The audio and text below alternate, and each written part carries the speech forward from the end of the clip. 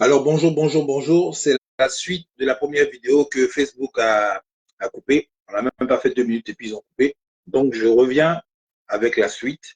Là, je viens de relancer et puis on va essayer d'aller avec ça. Donc j'attends mon frère Metzoku qui va venir se connecter aussi. Puis on va parler de certaines choses aujourd'hui.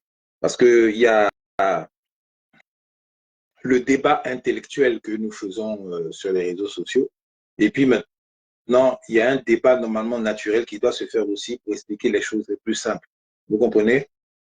Voilà pourquoi aujourd'hui on vient dans ce sens. Bonjour, Kaoma Yapi. On vient dans ce sens pour essayer de parler vraiment à la majorité des Ivoiriens, à la majorité des personnes qui nous suivent sur les réseaux sociaux, mais avec les termes les plus simples possibles pour comprendre en fait les enjeux actuels dans lesquels nous sommes. Alors, bonjour mon frère Metzoku, comment tu vas? Oui, bonjour, bonjour. Voilà. Ça va bien? J'espère que au niveau du son, ça peut aller. Nickel, le son est parfait. Maintenant, j'ai pris un autre moyen pour pouvoir faire la vidéo parce que de l'autre côté là-bas, ils m'ont bloqué. J'ai pris Ah un autre bon? moyen. Oui, oui, oui. J'ai pris un autre moyen Tu es fort, hein? et, et j'y vais. Non, c'est Parce pas que la faute, ça là, c'est. quand tu dis autre moyen, je vois que c'est toujours c'est le même compte que tu as utilisé pour lancer le premier Oui, direct. Donc, tu c'est es le fort. même truc, mais il y a un autre moyen. Ah, d'accord. Allez, quand on veut le noyer, il y a une façon, le poisson vit dans l'eau, mais il y a une façon de le noyer. C'est ça, il est fait. Donc voilà, on est en direct. Mais par contre, sur ce procédé-là, je ne vois Oui, pas combien de personnes il y a. Je ne sais pas qui oui. est connecté ou pas. Là, Voilà. pour le moment, je vois trois personnes. Moi, je ne vois rien du tout ici. Oui. Donc, c'est pas grave. Tu sais, Dans le hein, vide. ils ont réussi à faire en sorte que quand on dit 3 personnes, peut-être il y a 50 qui regardent, tu vois. Oui. Mais c'est pas grave. Donc, C'est pas le nombre. Ne nous focalisons pas sur le nombre.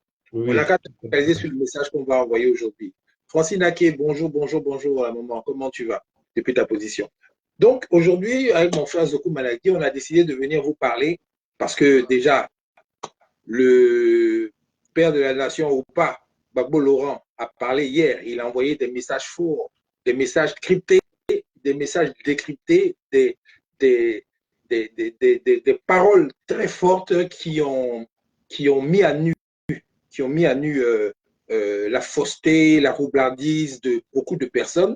Et on va essayer aujourd'hui un peu de décortiquer ça et puis de vous parler en même temps de ce fameux dialogue dont le PDCI est friand. On parle de dialogue, et puis la paix, le dialogue sont les mots forts du parti de Houphouët-Boigny, le PDCI RDA. On va essayer d'aller en profondeur à travers cette vidéo pour vous expliquer en fait que cette histoire de dialogue et de paix, là, ce n'est qu'une utopie quand tu n'as pas la force avec toi. C'est les gens forts qui ont de quoi se défendre, qui peuvent entamer des discussions de paix et des discussions de dialogue. Sinon, quand tu es faible et que tu veux discuter avec quelqu'un qui est plus fort, tu es obligé de faire des compromis, tu es obligé de te soumettre pour avoir la paix. Or, aujourd'hui, après 600 ans de domination du colon, des esclavagistes sur nous les Africains, ce n'est pas la paix, ce n'est pas le dialogue qui va faire que, oui, ces gens-là vont nous respecter. Ce n'est que la force. Et ça, là, c'est clair comme de l'eau de roche. Il n'y a pas de discours dedans. Il y en a qui vont dire non, non, vous savez, vous êtes des vats en guerre. On n'est pas des vats en guerre. Nous ne sommes pas des vats en guerre. Nous sommes les personnes, même peut-être les plus pacifiques qui puissent exister, mais on n'est pas pacifistes. Il y a une grande différence. Nous sommes pacifiques, mais on n'est pas pacifistes. On n'est pas des peureux, on n'est pas des gens lâches, on ne fuit pas devant nos responsabilités. Nous sommes courageux, mais on n'est pas téméraires non plus pour aller se suicider. C'est très important. Et c'est par rapport à ça que nous allons faire ce développement par rapport au comportement du président Houphouët-Boigny à son époque, qui parlait de paix et de dialogue alors qu'il avait un pistolet sur sa tempe. Voilà pourquoi le président Houphouët-Boigny parlait de paix et de dialogue pendant que tu es faible. Aujourd'hui, là, dans le paradigme dans lequel nous vivons aujourd'hui, là, la donne a complètement changé. La force, on peut l'acheter. Et avec qui on veut dans le monde. C'est différent d'avant, hein, où la force, tu pouvais l'acheter, mais ceux qui voulaient te la vendre, là, qui pouvaient te la vendre, ne voulaient pas te la vendre. Il y a une grande différence, il y a une grande nuance. Ce qui fait que le débat maintenant est ouvert et on va vous expliquer tout ça tranquillement. Mon frère Zoku Maladi. Oui, là, je n'ai rien à dire parce que déjà, tu as fait une bonne introduction. Donc, tu peux enchaîner en même temps avec tes premiers développements parce que l'introduction est là. Je ne vois pas ce qu'on doit, en voulant forcer pour ajouter quelque chose. Un mets déjà bien assaisonné et tout. Si tu veux forcer, tu risques de basculer dans l'excès de cube magie, l'excès de tel arôme. Finalement, tu vas, tu Ouais, vas j'ai gâcher gâté la tout. sauce. Voilà. J'ai gâté la Donc, sauce. vas-y pour tes. Zouglou, zouglou, je suis au serré. Je suis au serré. Je suis à mon poste au combat. Zouglou, zouglou. On se comprend. Charles Cassi, bonjour, bonjour, mon frère. Bonsoir, là. Bonjour, bonjour. Le PDCI est une coquille vide. Mon frère Charles Cassi, mon cher frère Charles Cassi, s'il te plaît. On n'a qu'à éviter ce genre d'agression, bien d'attaque envers nos frères du PDCI RDA. Franchement, aujourd'hui, la Côte d'Ivoire a besoin d'être unifiée. La Côte d'Ivoire a besoin de tous ses enfants, ensemble de bonne volonté. Hein. Je ne parle pas des autres. Je parle Ouais. des Ivoiriens de bonne volonté pour pouvoir faire ce combat ensemble. C'est bien vrai que le PDCI est dans une démarche de paix et de dialogue, comme le président Houphouët-Boigny l'a demandé. Mais aujourd'hui, c'est à notre tour, c'est à notre responsabilité, c'est de faire comprendre en fait qu'est-ce que le président Houphouët-Boigny disait à travers la paix et le dialogue. Parce qu'on a l'impression que beaucoup d'entre eux n'ont pas compris. Surtout la génération qui a été fabriquée par Houphouët-Boigny dans les moments de paix et de dialogue. C'est une génération d'enfants gâtés, comme on peut le dire, oui, on peut dire ce mot-là, une génération d'enfants gâtés. Bonjour à toi, comment ça va? Qui ont vécu le bonheur de la Côte d'Ivoire. Dans les années 70, c'était l'éclosion de la Côte d'Ivoire. Dans les années 70, c'était la formation des étudiants, des élèves de Côte d'Ivoire qui ont été envoyés en France, en formation un peu partout dans le monde pour apprendre les métiers, pour apprendre les choses et tout ça, et pour devenir des grands cadres dans ce pays. Donc, ces gens-là, ils ont eu des bourses, ils ont eu des facilités, ils ont eu la belle vie. Et quand ils sont revenus, ils ont eu des boulots garantis dans des grandes entreprises afin de pouvoir se faire de l'argent, se faire de la notoriété, se faire une carrure politique pour certains, se faire une place au soleil pour d'autres dans les affaires et tout ça. Donc, ça a donné une génération de PDCistes qui ont eu une cuillère en or dans la bouche et qui n'ont pas connu le combat qu'Houphouët-Boigny avait commencé à l'époque, dans les années 50, où on les chicotait, on les poursuivait, on voulait les assassiner. Eux, là, ce que Houphouët-Boigny a chouchouté, ils n'ont pas connu ça. Pour la plupart, ils étaient bien choyés, ils étaient dans les belles cités, ils étaient, après quand ils ont commencé à travailler, ils ont eu de belles voitures, de belles villas, de belles maisons, une belle vie, il n'y avait pas de guerre quelque part. En Côte d'Ivoire, tu vas au conseil des ministres ou bien tu vas au conseil d'administration, tu es un boss, tu es bien, et tout était chic, tout était propre, tout était bien. Donc, ça a formé une génération de personnes faibles. Ça a créé une génération de politiciens faibles ou bien une génération de citoyens faibles qui avaient de l'argent, mais s'il y avait une guerre, il y avait eu un froufrou à l'époque, là, ils n'allaient même pas pouvoir se défendre parce qu'ils avaient les mains propres, c'était des gars qui étaient tout chic, bien, toujours en costume, parfum, ils voyagent. Ouais, comme les gros gueux les appelaient là. Ah, vous allez chez les c'est-à-dire chez les gens. Ah, aujourd'hui, il y a anniversaire chez les Nicolas Cossé en bas ou bien quoi. Là. Ah, demain, il y a fête chez les Ali Ali. Après, il y a fête chez les Conan Bani. Après, il y a une bringue. Nous, les jeunes, là. C'est comme ça, on se promenait le samedi, comme ça, on dit, ah, il y a une guinche chez les temps, chez les temps, chez les temps, chez les temps, chez les temps. Les grottos, la génération des grottos, des gens qui étaient bien chics, où la Côte d'Ivoire était en haut et tout était bien. Donc, ce n'est pas des gars qui connaissent la bataille, ce n'est pas des gars qui connaissent la guerre, ce n'étaient même pas des gars qui connaissaient la prison même, ou bien l'oppression. Non, c'était des gars qui vivaient bien. Ils partaient à Paris, tout se passait bien. Non, cette génération, il y en a beaucoup qui ont vieilli aujourd'hui, mais ils ont fait des enfants. Ils ont fait des enfants qui ont vu leurs parents et qui ont hérité un peu de ce comportement. Qui fait qu'aujourd'hui, quand on voit par exemple M. Thiam qui dit, nous, on n'est pas dans la violence, on n'est pas pour les gens violents, on ne met pas ses pas dans notre pantalon, on ne fait pas ceci, on ne fait pas cela, nous, c'est la paix et le dialogue. Je pense que c'est un gros anachronisme qu'il est en train de faire, sans s'en rendre compte. Je ne suis pas venu pour l'attaquer, hein, pour toutes mes choses, je suis venu pour dire les choses telles qu'elles sont, dans la situation dans laquelle nous sommes aujourd'hui. C'est une utopie de parler de dialogue et de paix aujourd'hui si tu n'as pas la force avec toi. Ça là, monter, descendre, vous ne pouvez pas me convaincre d'autre chose. Je mets quiconque au défi de venir me prouver le contraire. Par contre, si tu veux adopter cette doctrine de la paix et le dialogue, ça veut dire que tu seras obligé, tu seras forcé, tu seras contraint de faire des compromis ou bien de te soumettre pour avoir cette paix et ce dialogue. Et cette soumission et cette contrainte-là va aller à l'encontre des intérêts des populations de ce pays. Est-ce qu'on se comprend, les frères et sœurs? Où nous sommes arrivés là? La Côte d'Ivoire a besoin de toutes ces matières premières, de tous ces intérêts qu'elle a dans son sous-sol et surtout ces intérêts qu'elle a à travers sa jeunesse vigoureuse, sa jeunesse et ses intellectuels et toutes ces personnes-là. C'est ça les intérêts de la Côte d'Ivoire pour construire un monde meilleur en Côte d'Ivoire pour que tous les Ivoiriens bénéficient de cette richesse que Dieu leur a donnée sur leur territoire. On ne peut pas accepter qu'un individu qui est de l'autre côté de la mer dise que lui, il a des intérêts chez nous en Côte d'Ivoire. Déjà, le mot intérêt chez nous en Côte d'Ivoire, intérêt en Afrique, là. Quand les gouvernants français disent ça, c'est une aberration, c'est une foutaise suprême. Mais les Ivoiriens ne font pas attention aux mots. Ils laissent couler ces mots-là, ils ne font pas attention à ça. Et finalement, les gens, ils se cristallisent sur leur idée qu'eux, ils ont vraiment des intérêts en Afrique.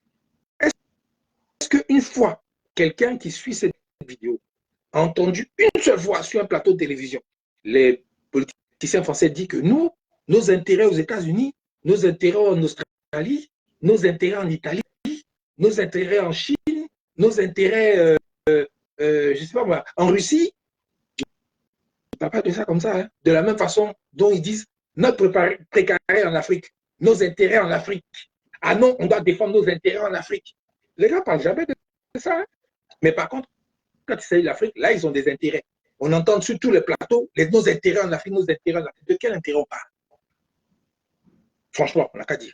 Ce n'est pas les mêmes sociétés, Renault, Peugeot, Orange, toutes ces sociétés-là, qui sont aussi en Italie, qui sont aussi en Chine, qui sont aussi en Russie et tout ça. Mais pourquoi chez nous, là, ils ont un plaisir à dire que nos intérêts. C'est les mêmes sociétés. Les sociétés, ce n'est pas des intérêts. Les sociétés, ce sont des sociétés. Ce qu'ils appellent intérêt, c'est nos richesses. Et ça, ce n'est pas moi qui le dis, c'est le général de Gaulle qui l'a dit lui-même. Que tout ce qui sera trouvé dans le sous-sol en Afrique, c'est pour nous. Tout ce qu'on trouve là, à l'époque où il disait ça, tout ce qu'on trouve là, c'est pour nous. Tout ce qui sera trouvé, c'est pour nous. On a le monopole, on a tout. C'est de Gaulle qui l'a dit. Donc, des politiciens aujourd'hui, de nos jours, là, qui acceptent ce narratif, qui acceptent de se plier, qui acceptent de se courber, pour qu'on leur foute ça bien profond, qui acceptent toutes sortes d'humiliations pour avoir la paix et puis le dialogue, pour moi, aujourd'hui, on est arrivé là, on ne peut plus faire ça. On ne peut plus faire ça. On ne peut plus accepter ça. À un moment donné, il faut se redresser. À un moment donné, il faut être digne. À un moment donné, il faut préférer même mourir au combat que d'être un éternel esclave. Par rapport à toi-même, tes propres intérêts, vraiment, par rapport à la justice divine même. Vous qui croyez en Dieu, dans les religions, qui disent que oui, la justice, mais la justice devant vous, on est en train de vous faire des choses injustes. Ou bien c'est heureux les pauvres, vous aurez le royaume des cieux, là, c'est ça qui vous permet d'accepter ce genre de foutaise. Les gars même, ils savent qu'ils ont tort, mais quand ils regardent des Africains qui acceptent, ils se disent, on a tort, mais comme ils acceptent, on va faire. C'est de ça qu'il s'agit. Et je vais m'arrêter là pour donner le relais à mon frère Oui. Zoku, Maître Zoku, et puis on va continuer. D'accord, là, vraiment, je ne sais pas qu'est-ce que je vais dire de plus. tu as bien planté le décor. Bon, je ne vais faire que appuyer d'une autre façon. Voilà. Souvent, vous avez entendu une certaine maxime, et j'oublie de quel auteur ça vient. Il me semble que ça vient d'un penseur arabe qui a été repris par un autre écrivain allemand, je crois, qui disait que les temps difficiles amènent les hommes forts. Les hommes forts amènent les temps faciles et les temps faciles créent des hommes faibles. Et la vie, c'est un cycle. Et c'est ce qui se passe, c'est ce qu'on constate actuellement. Et on peut voir l'illustration de cette maxime avec le PDCI. Vous voyez, Houphouët, arrivé un moment, face à la répression coloniale, il a fait front, il s'est dressé. Face aux injustices coloniales, il a fait Donc, front. les travaux postés, tout ça là. Voilà, il a fait front, il s'est dressé. Et puis après, excusez-moi, il y a eu la répression du RDA et du PDCI en Côte d'Ivoire. Ça l'a amené à calmer un peu son radicalisme. Il a refroidi un peu et il est rentré dans un genre de pragmatisme avec des relations de coopération avec notre ancien oppresseur parce qu'il voyait qu'il n'avait pas les éléments de rapport de force. Donc, il s'est lancé dans un genre d'indépendance, non pas arraché, mais négocié. Négocier. Voilà. Et avec des il est resté dans cette logique-là. Donc, qu'est-ce qu'il a fait? Il a formé, vraiment, il a beaucoup formé. Et comme Bouakoussi l'a dit, il a formé des gens qui avaient un point de chute presque garanti dans des fonctions avec des conforts, des privilèges. Donc, il a formé des élites, mais bien installées dans des conforts et qui n'ont pas réellement mené des combats d'émancipation du pays. Non. Et de libération. Voilà. C'est ça. C'est ce qu'on appelle les temps faciles engendrent des hommes faibles. Tu vois? C'était des temps faciles. Il s'est arrangé pour faire bénéficier à tout le monde des privilèges. Les étudiants, ils étaient transportés. Il y avait Sotra U qui transportait les étudiants. Moi, je me rappelle, j'étais jeune, mais il y avait mes grands frères. Certains même, dans les cars, ils étaient en cravate. Les cars, tout le monde avait place assise. Tu vois? Ton enfant est étudiant, mais vraiment, il est convoité par toutes les filles de la région parce que on sait que à la sortie, il aura une situation. Ils étaient même envoyés en France, en formation en France, voilà. en Angleterre, partout pour aller bien apprendre. Un étudiant drague ta fille, mais il a accueilli avec enthousiasme, avec bon cœur, parce qu'on sait que sauf cas de force majeure, maladie ou bien accident, il aura une situation. C'est ce que Big Sat disait, d'où était d'où. Donc, c'était des temps faciles. On sortait de l'université avec une certitude de l'emploi, et puis tous ceux qui sortaient, ils étaient choisis par le PDCI. C'est le moyen que Houphouët a trouvé pour garantir la paix. Parce que l'une des conditions pour maintenir la paix, c'est d'être à l'aise, d'avoir le ventre plein, d'être rassasié. Donc, pourquoi veux-tu que quelqu'un qui a tout, qui a la paix, pourquoi tu veux qu'il se révolte et qu'il... Non, il est tranquille, il ne pense à rien, il n'engage pas de combat. Pour faire une digression, c'est la situation de l'Afrique. L'Afrique bénéficiant des faveurs de la nature, il n'a pas éprouvé le besoin de former des projets de conquête pour aller soumettre d'autres peuples. Il a tout, il est à l'aise. Ça a même tué sa créativité. La nature lui offre tout. Tu veux qu'il réfléchisse comment? Pour réfléchir, philosopher, découvrir la science, travailler. Puis la nature le met dans un confort. Il y a les fleuves, il y a l'hydrographie, il y a le soleil en permanence. Donc, les poissons, les oiseaux, les animaux de brousse. Il attrape un abouti, il fait sa petite sauce d'ogossou, il mange son igname, son foutou, il dort dans sa petite paillote, il y a du vent, il n'y a pas besoin de climatiseur, il a l'air. Contrairement, allô? Oui, Voilà, c'est maintenant, il y a eu une petite coupure. oui. Donc, il Contrairement venait. aux Blancs, par exemple, parce qu'il faut que tu en parles, qui sont dans le froid. Vas-y, continue. Voilà.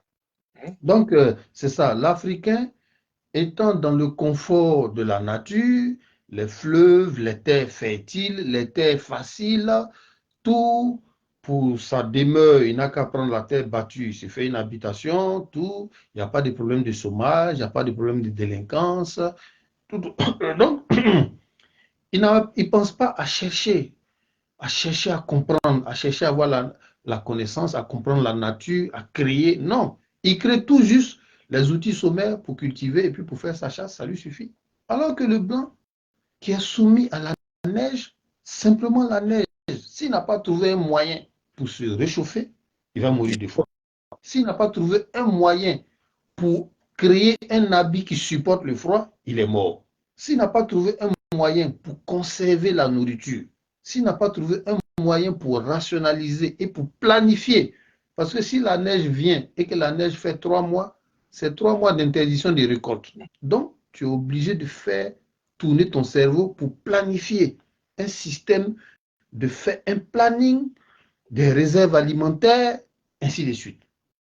Alors que le noir, il y a le soleil en permanence, tu te lèves là, tu tournes derrière ta cour, tu cueilles une papaye, tu manges, il n'a pas besoin de planifier comme le blanc. C'est pour vous dire que les conditions faciles, ça tue la créativité, ça tue la combativité. C'est pour rejoindre un peu cette idée-là. Donc le PDCI, ayant mis, s'est appliqué à mettre sa jeunesse dans le beurre. Donc, ça a tué en eux la combativité. Donc, ça crée une génération de cadres bien formés sur des années, sur des années. Il y a eu la génération des premiers gars de l'Envatry 46. Le doyen Copli Boni, il fait partie de ça, avec les Bruno Claver, Auguste Dobré et tout. Après, il y a eu la génération des Maurice Serignoleba, Bracanon et tout et tout. Ensuite, il y a eu la génération, il y a eu d'autres Pécho, générations, des Hachi, Jean-Jacques Béchiot, Loès Orbe et tout. Et aujourd'hui, il y a encore des gens, ça continue. Brahima, celui qui s'occupe des manifestations au PDCI, des Gikawe, les Jean-Yves Esso, c'est des gens bien formés parce que il y a le souci de la formation au PDCI.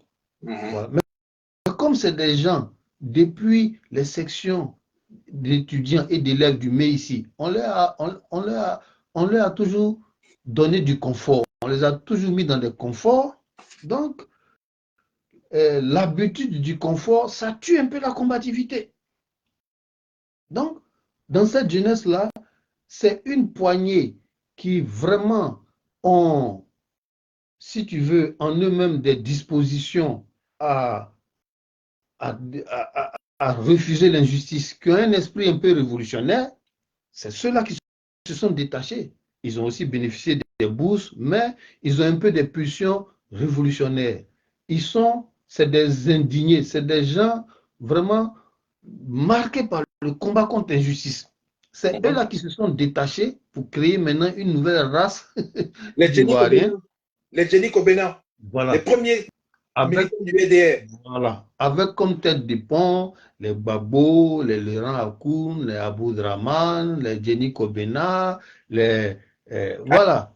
Anaki. C'est les premières générations de révolutionnaires, des gens qui disent non, qui ont des idées de liberté, des idées de justice sociale et tout. Donc, franchement, c'est avec cette génération-là qu'on va commencer à envisager la lutte pour la vraie indépendance. Mais ça ne veut pas dire que les générations d'avant, c'est des vauriens. Non, on explique que, vu le moule dans duquel ils sont issus, ils n'ont pas développé des dispositions au combat.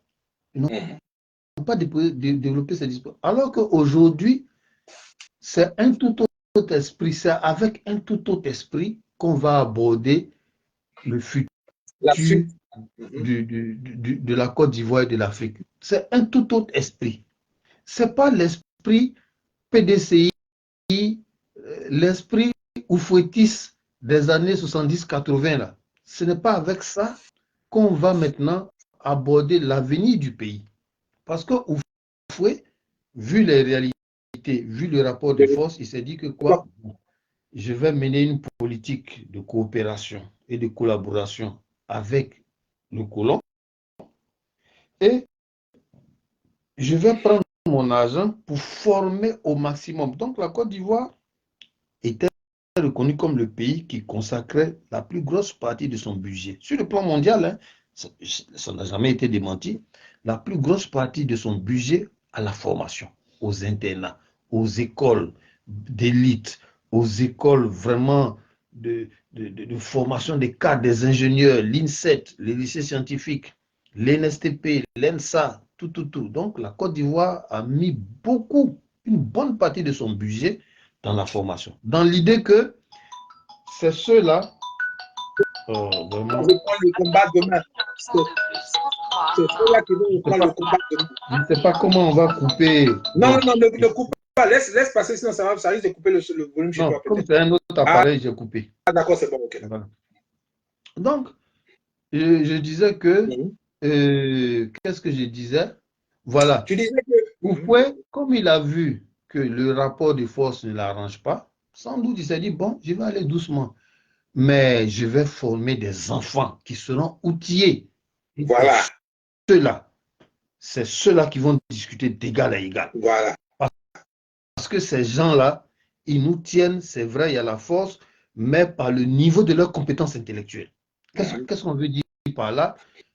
Le niveau de leurs compétences fait qu'ils maîtrisent nos territoires mieux que nous-mêmes. Ils ont la cartographie de l'Afrique, ils ont la cartographie, la sociologie des différents peuples, ils ont la connaissance, donc ils nous dominent avec.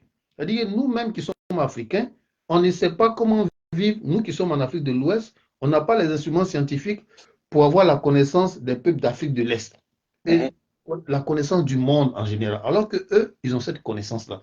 Ils ont la cartographie, ils ont les grands navigateurs, ils ont les cartes.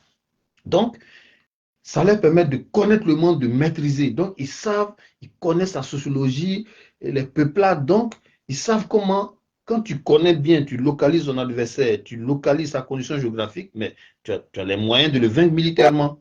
Donc, moi, je vais former ces intellectuels-là qui vont comprendre les enjeux et c'est eux-là qui vont donner la réplique. Voilà. C'est eux-là qui vont élaborer les stratégies. Moi, je viens d'arriver à l'indépendance, je me contente de former dans l'immédiat des cadres pour faire tourner l'État, des administrateurs, des économistes, pour faire tourner l'administration, des juristes et tout. Ça, c'est l'urgence. D'ici 15-20 ans, j'aurai des ingénieurs, j'aurai des spécialistes du pétrole, j'aurai des officiers formés dans les mêmes écoles que les Blancs à West Point, à Saint-Cy, à l'école de guerre de Hambourg. C'est ceux-là qui vont comprendre les plans, le monde et puis faire les vrais plans de libération. Donc, c'est pour vous dire que on ne se contredit pas. Des gens même qui apparemment sont opposés au PDCI par leur méthode, le courant PPACI qui est plus dans la révolution, dans les stratégies de libération, ce n'est pas contraire au vu d'Oufoué. Peut-être que c'est des choses que Oufoué avait planifiées. C'est pour ça qu'il s'est donné la peine de former des gens. Maintenant, vous qui êtes oufouettistes là, comme vous avez été habitué au confort, mais vos postures ne sont plus d'actualité. C'est pour ça qu'on dit dans la vie, il faut apprendre à s'adapter. Les psychologues ont défini l'intelligence comme une fonction d'adaptation. Tu vois? Si tu continues à rester dans les anciens schémas, alors que la réalité a changé, bon, c'est pas trop une forme d'intelligence. Il faut s'adapter. Pompez les cœurs pour mon frère Betzoku. Pompez les cœurs, s'il vous plaît. Pompez, à pomper. Je vais faire comme mon frère Soulé de Paris. À pomper les cœurs. Parce que ce qu'il a dit là, non, c'est trop. Non, merci mon frère. Merci. Ah, donc, il faut répéter. Merci pour ton soutien. Merci pour ton soutien. Je veux dire que, dans le fond, la posture des gens de rupture, la posture des gens de cette génération-là, avec pour tête de pont Laurent Gbagbo, avec pour disciples les Katina, les Damana Pika, les Dano Djedje, les plus jeunes, Lasme Blaise, Steve Biko, et comment il s'appelle, Quoi Justin, la posture de ce combat de ces jeunes-là, ça ne s'oppose pas vraiment à la vision d'Oufoué. Voilà, parce que Oufoué, en son temps, il n'avait pas les moyens, vu le rapport de force, d'engager ce combat-là avec cette posture-là. Excuse-moi, mon gars. Est-ce que je peux faire un petit additif rapidement? Oui, vas-y. Houphouët-Boigny, dans les années 50, quand il était avec le Parti communiste, il se battait justement contre les travaux forcés, toutes ces choses qui étaient injustes là. Il se battait contre ça, bec et ongle. Houphouët était un combattant. Il était même recherché, même. Les gens voulaient même le tuer, l'assassiner. Les gens voulaient l'attraper, le mettre en tout cas, les gens voulaient lui faire du mal. Et par pragmatisme, le jour où François Mitterrand l'a appelé dans son bureau à l'Élysée, puisque François Mitterrand était le ministre des colonies, et il a menacé ouvertement, Joe, soit tu es avec nous, soit on te bute. Houphouët-Boigny, par pragmatisme, puisque c'était un monsieur qui était très intelligent, il a accepté de collaborer avec le colon. Mettre dans son idée, dans sa tête là. Ok, aujourd'hui je ne suis pas fort, mais au moins je vais former des gens qui demain, dans 30 ans, feront le combat. Il y a une vidéo qui traîne même sur les réseaux sociaux où Houphouët explique. Moi, ce qu'il faut aujourd'hui là, ok, les gens voient ça comme ça, mais dans 20 ans, 30 ans, il y a des gens qui vont venir, qui vont faire mieux que moi. C'était ça son espérance. Voilà pourquoi je respecte le vieux Houphouët-Boigny. Parce qu'à l'époque, dans les années 60, où vraiment aucun pays dans le monde ne pouvait tenir tête aux États-Unis, à la France et à tous ces gens qui avaient gagné la Deuxième Guerre mondiale, ben, les Africains étaient livrés à eux-mêmes. Les Africains étaient livrés à eux-mêmes. Il n'y avait pas une autre entité qui pouvait dire que non, bon, toi là, comme tu n'es pas d'accord avec ceux-là, là, les Atlantistes, non, nous, on te défendre. Le cadre était complètement différent. Houphouët n'avait pas le choix que de rentrer dans la gamme et de sauver son peuple et de faire en sorte qu'aujourd'hui, Abidjan, la Côte d'Ivoire, comme vous voyez là, c'est Houphouët qui l'a construite. Hein.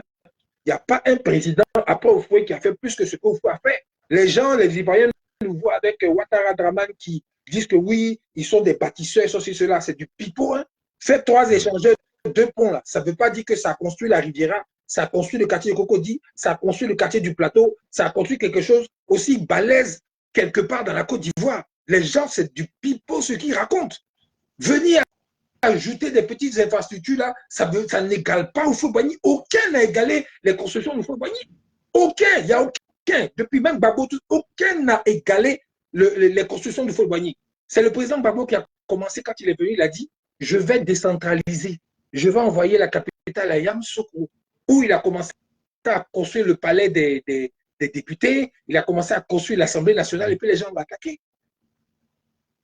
Gbagbo commençait à faire ça, mais de façon, parce qu'il pensait au peuple, il pensait aux populations, il pensait à l'avenir du pays. La capitale Abidjan, c'est engorgé, il y a trop de monde. Donc, il faut envoyer le gouvernement à Yamoussoukro pour pouvoir faire en sorte que ce soit désengorgé. Les ministères, tout ça, aillent à l'intérieur du pays et que Abidjan soit maintenant vraiment la capitale économique où on fait le business et puis Yamoussoukro, c'est la politique. Même M. Draman Ouattara, il a fait une allocution où il a dit, dès que je suis élu, je mets les trucs à Yamoussoukro. Vous ne vous souvenez pas de ça? Bien sûr. Vous vous souvenez de ça? Il a dit ça parce qu'il voulait rentrer dans le moule de Gbagbo Laurent, dans la vision de Gbagbo Laurent pour blaguer les Ivoiriens qui pensaient que M. Ouattara était le vrai cheval. Alors qu'il est blagué, il mentait. La preuve, Yamoussoukro est quoi aujourd'hui? La preuve, il a abandonné Yamoussoukro. Et il s'est concentré sur les affaires d'Abidjan pour faire leur argent. Donc, aujourd'hui, là, Houphouët-Boigny, là, big up à lui, que son cas soit vivifié. Il a fait ce qu'il pouvait. C'est les gens après lui, là, qui ont galvaudé son combat. Ils ont galvaudé le combat du vieux. Ils ont, même où il est, peut-être dans sa tombe, là, si la Côte d'Ivoire est tombée dans ce que nous sommes, là, c'est parce que même quelque part spirituellement, il était des bas de ces gens qu'il a formés, qui ont pris le combat pour en faire autre chose, qui pensaient que le luxe, comment on appelle ça, le bien-être, l'apparence, costume, cravate, c'était ça qui était l'Africain, qui était le développement, qui était le bon fonctionnement des choses. C'était ça qui allait toujours, ça allait durer comme ça. Mais entre-temps, la population, elle augmente, la démographie augmente, les besoins des populations augmente, donc l'argent aussi doit augmenter. Mais si l'argent n'augmente pas parce que le colon qui te dit va à gauche, va à droite, l'argent, on veut la moitié, on veut les cas, on veut ceci, on veut cela. Toi, tu vas faire quoi contre quelqu'un où tu n'as pas d'armée pour te protéger, pour te défendre.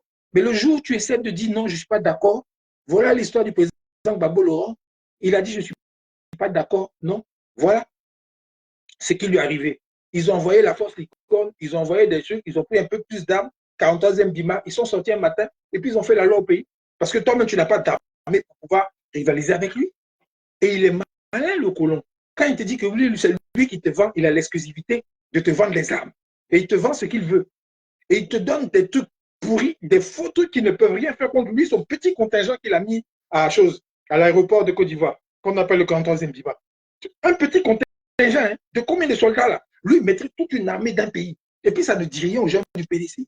Non, on va parler de la paix, du dialogue. On ne veut pas les gens violents, les révolutionnaires, tout ça. Nous, c'est pas truc. Mais cette idée de blanc, là, les gars, c'est kawa. C'est dépassé. C'est dépassé. Pourquoi vous a tout donné pour que vous soyez des vrais gars qui envoyez le pays maintenant vers le vrai développement, vers la liberté. Mais si vous n'êtes pas capable de ça, que vous voulez encore nous entraîner dans les histoires de dialogue, de paix et de soumission et de compromission, on ne peut jamais aller avec ça. Aujourd'hui, là, où on a le choix, où le monde a changé géostratégiquement, on ne peut plus aller avec vous. On ne peut pas vous suivre. Vous ne pouvez pas nous convaincre. Tout ce que vous faites là, c'est zéro. Bon, excuse-moi, hein, mais je voulais juste préciser ce petit côté de l'histoire pour aller avec ce que tu disais, mon frère. Excuse-moi. Oui. Donc, voilà. Oufoué, voilà la réalité. Il était soumis à des réalités. Il n'avait pas le rapport de force. Donc, il s'est dit, bon, là, je vais faire par négociation, je vais aller doucement en partenariat avec le colon, mais je vais essayer de former, et c'est avéré. Oufoué a beaucoup formé. Donc, c'était pour dire que la génération Gbagbo et les jeunes issus de cette vision, de cette posture de combat, les Blaise Lasme, les Steve Biko, les Sylvie Biko, les Damana Picasse. les Damana Picasse, voilà. Dans le fond, ils ne sont pas réellement en contradiction avec la vision du fouet. Ils ne sont pas réellement en contradiction parce que, dans le fond, Oufoué s'est donné la peine, investi des milliards dans les lycées scientifiques, dans les NSTP, et envoyer des gens à l'étranger, faire en sorte qu'on ait les meilleurs résultats dans les CAMES, dans les agrégations. C'était pour avoir des gens outillés pour maintenant penser des plans stratégiques. Voilà. Donc maintenant, nos gens issus du MEUC, ici de la JPDCI, qui très tôt, dès l'école, ont été habitués au confort, ont été habitués à l'argent, la notion de l'argent. oui, à l'argent, et puis à une certaine notion du dialogue, on ne va pas cracher sur eux. Ouais, parce qu'on dit, on tombe du côté où on est penché. On ne va pas cracher sur eux. C'est des habitudes, c'est des rêves qu'ils ont mûris depuis le lycée, c'est un formatage. Donc, ils sont victimes de ça. Mais maintenant, on va les appeler à de l'adaptation. Parce que parmi eux, là, il y a des gens, des patriotes, qui vont comprendre la nécessité d'adopter une posture de combat. Et il y a d'autres qui vont rester attachés à leurs privilèges. Les gens Noël Ducou, les Thierry Tano, les gens, les DJ Mahdi, ils sont encore attachés au calcul, pour préserver leurs privilèges. La posture de combat, ça a l'air trop compliqué pour eux. Souvent même, ils te disent, c'est trop risqué. Voilà, le PDCI n'a pas une culture de l'opposition. C'est des phrases comme ça. Ouais. Et puis parmi eux, il y a des gens, face à l'appel de la nation, il y a des gens comme Bro Grébé, il y a des gens comme Pierre Kipré, qui a été ministre de Bédier. Mais aujourd'hui, là, il est au PPACI. Bon, c'est pas parce qu'il est venu au PPACI que... Non. Mais il me donne l'impression d'avoir compris les enjeux. Voilà. Et même parmi ceux qui ont compris les enjeux, et tous ne sont pas venus forcément au PPACI. Il y a Brogrebé, on n'a pas adhéré, mais quand il y aura une mobilisation, on peut compter sur son engagement. Donc, voilà. Donc, c'est pour dire que maintenant, c'est un nouveau tournant qui demande de nouvelles dispositions. Et là, on va en arriver au cas Ouattara. Voilà. Ouattara est là. Il nous a montré par A plus B qu'il ne va pas lâcher. Ça, il nous l'a montré. Le combat est entier. Qu'il soit candidat ou qu'il ne soit pas candidat, le combat à mener, il est intact.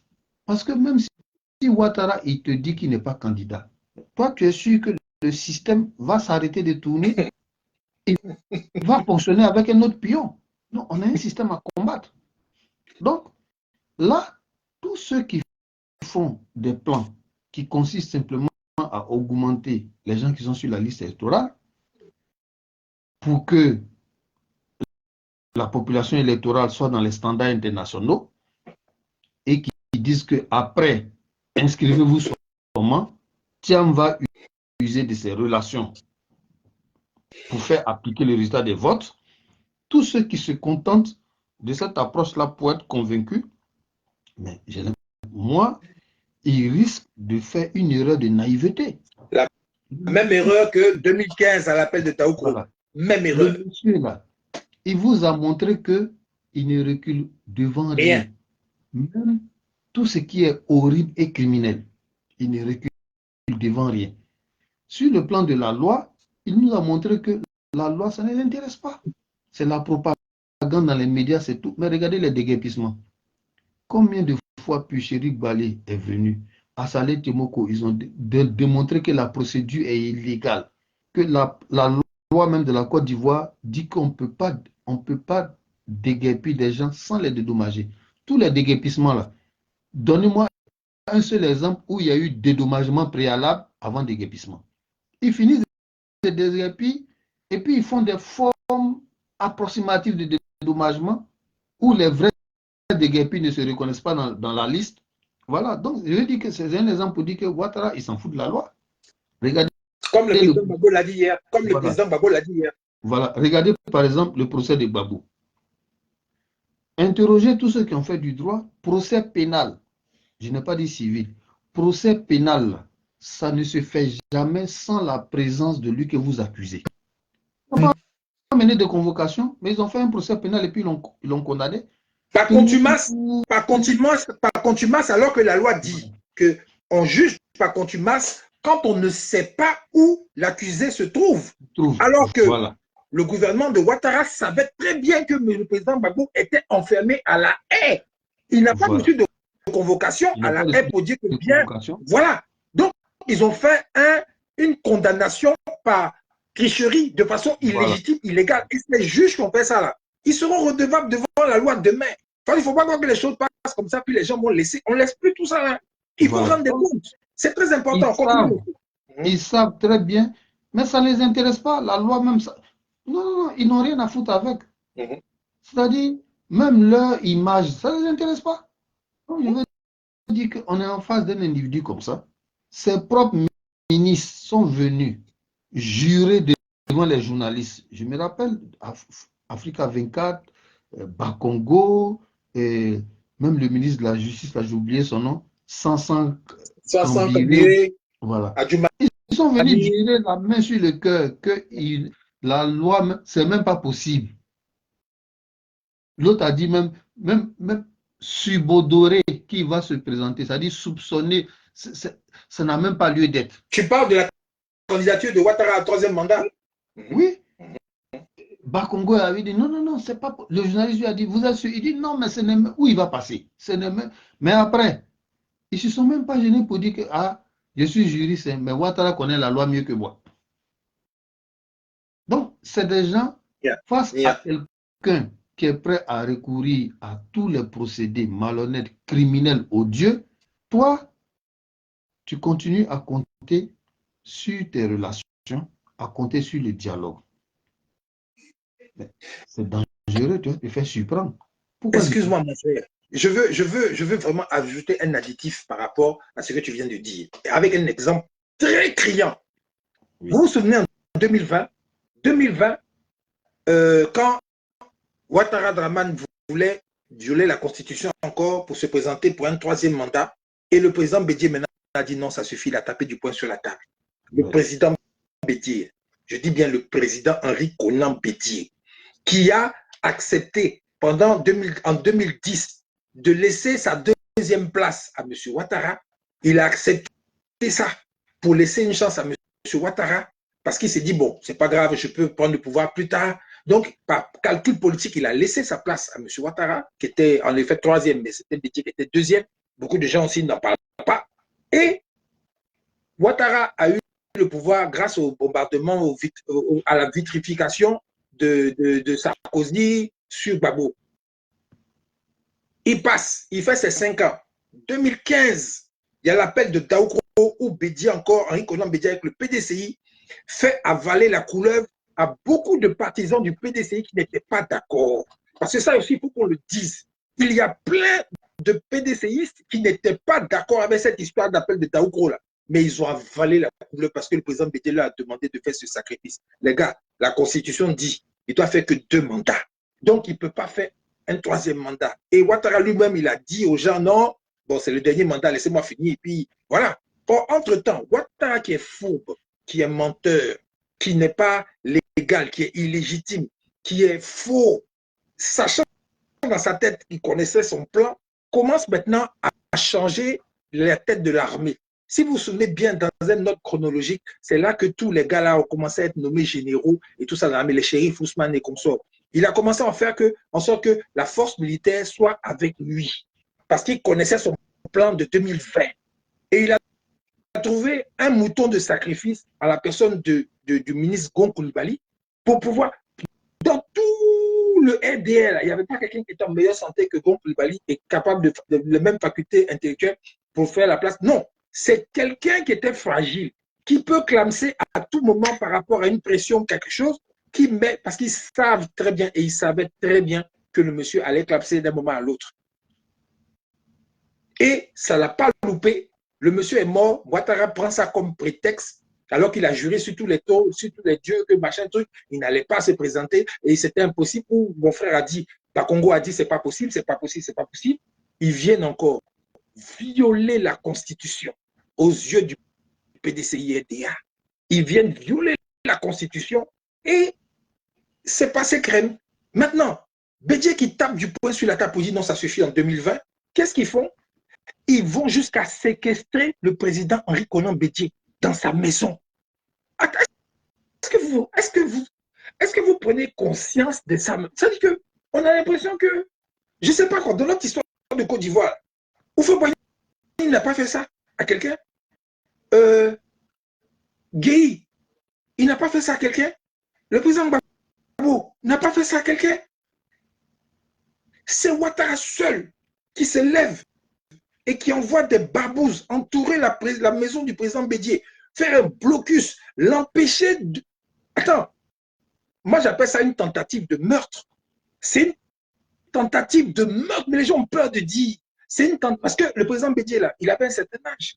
Il aurait pu mourir de crise cardiaque, il aurait pu avoir un malaise, et puis mourir là, le temps que les ambulances et les machins arrivent, le gars était mort là.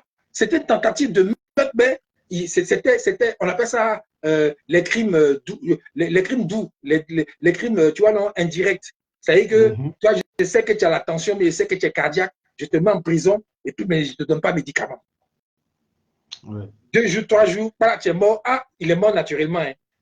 Voilà ce que Ouattara a fait. Aucun gars du PDCI n'ose dire ça. C'est dans leur gorge, mais aucun ne peut dire ça. Et aucun ne peut me dire avec certitude que l'enfermement du président Bédié n'est pas une conséquence de sa mort prématurée avant-hier.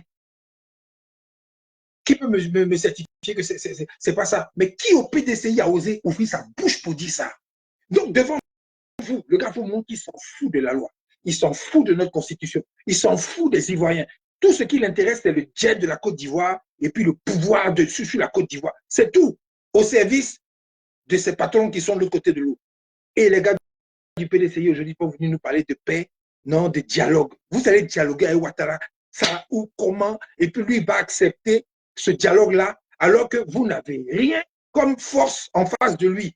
Vous pouvez être le plus intelligent du monde. J'ai dit, à l'école primaire, le premier des classes, c'est toi, lui, on frappe toujours dans la cour de l'école. Pourtant, c'est lui le plus intelligent.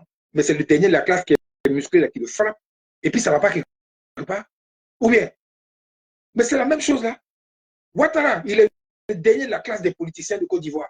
Mais c'est lui qui vous frappe parce qu'il a la force. Vous qui êtes intelligent, qui avez les stratégies, qui avez tout, là, vous ne pouvez rien contre lui. Et là, il fait semblant de faire le mort. Il fait semblant de faire doucement. Il attend seulement son moment pour vous frapper. Et c'est chacun à son tour. Et vous, aujourd'hui, vous êtes venu nous parler de non, nous, on est les gars des dialogues, on est les gars des paix. Donc, allez vous enrôler. Allez vous enrôler. Vous n'avez pas encore réglé le problème de la CIE. Que c'est ceux qui vont vous départager là. C'est eux qui ont tous les boutons, c'est eux qui ont tous les ordinateurs, c'est eux qui ont tous les logiciels pour falsifier, pour faire ce qu'ils veulent, parce que eux, ils sont partisans. Et ça, là, vous ne parlez pas de ça. C'est non, les gars, allez vous enrouler, bêtement, comme un troupeau de moutons. Les Ivoiriens vont aller s'enrouler. On sera 15 millions sur la liste électorale. Mais le jour où il y a des élections, là, il suffit que Cuba appuie un bouton, pas, Ouattara a gagné, ou bien le représentant de Ouattara a gagné. La Cour constitutionnelle valide parce que c'est pour lui aussi. Et puis l'armée sort dans la rue pour dire, même si vous êtes des millions à avoir voté pour l'autre, là, nous on dit on a gagné. Et puis ça reste là. Vous allez faire quoi? C'est dans ça qu'on est. Alors que nous, tout ce qu'on demande, c'est le combat dans tous les sens du terme, par tous les moyens possibles, pour forcer, pour contraindre Ouattara à faire en sorte que cette CIE-là soit indépendante, juste et inclusive. C'est tout ce qu'on demande. C'est tout ce qu'on demande. Si Ouattara, qui est le plus populaire, qui est le plus aimé en Côte d'Ivoire, qui est le plus fort, qui est le plus beau, qui est le plus ceci, le plus cela, mais il a tout son électorat qui va voter pour lui dans un système électoral qui sera clair, juste et transparent. Et il n'y aura pas de discours. Mais pourquoi vous ne voulez pas changer? Parce qu'ils savent qu'ils ont programmé tout sur 50 ans pour gagner toujours aux élections, quel que soit ce qui va se passer dans le pays. Ils ont mis leur gâteau. Ça, là, vous voyez. Mais vous ne parlez pas de ça. Non, allez vous enrôler bêtement. Allez vous enrôler. Vous allez avec 50 millions me mettre enrôlé. Vous allez vous trouver peut-être à 200 millions de personnes sur les listes électorales. Alors que la population de la Côte d'Ivoire, c'est combien? On est combien? 26 millions, non? On est 26 millions. Mais vous allez voir, il y a 50 millions de gens qui sont enrôlés. Et puis avec ça, ils vont gagner encore. Avec 90%. Parce que la clé du système, les gars, rien n'a bougé. Vous avez accepté, vous n'avez rien dit. C'est de ça qu'il s'agit. C'est là le point focal où on dit, les gars, et c'est ce que le président Gbagbo va faire à l'époque, parce que lui, il se disait que, Joe, moi, je sais que je suis populaire, je sais que je vais gagner aux élections parce que le peuple a confiance en moi. Prenez même la CEI, là. Allez-y, mais on va vous surveiller. C'est tout. Les gars, ils ont pris la CEI, ils ont fait vote premier tour. Gbagbo est passé premier avec 38%, ou bien, vrai ou faux? Ça voulait dire quoi? Malgré le fait que dans la CEI, là, il y avait des gars du EDR qui étaient là, qui voulaient tout faire pour que les gars perdent. Premier tour, là, Gbagbo a gagné. Gbagbo a gagné. Là, c'était indiscutable. Mais comme les gars avaient un plan B et ils ont été surpris que Bédié vienne en deuxième position, ils ont traficoté, ils ont dit à Bédié de se taire. Et puis maintenant, parce qu'ils savaient, les gars avaient tout planifié, ils savaient ce qu'ils voulaient faire. Parce que si c'était le président Bédié, ce n'était pas sûr. Si c'était le président Bédié qui était deuxième, là, les gars n'étaient pas sûrs que le président Bédié allait adhérer à la politique des gars. Parce que le président Bédié avait changé. Il était déjà devenu un révolutionnaire, mais il a voulu jouer au malin pour dire que bon, c'est pas grave, je vais faire doucement, et puis j'aurai le pouvoir, puis maintenant on va resserrer les choses. Sinon, c'est ce que je dis là, si c'est faux, il n'y aurait jamais eu de coup d'État en 99.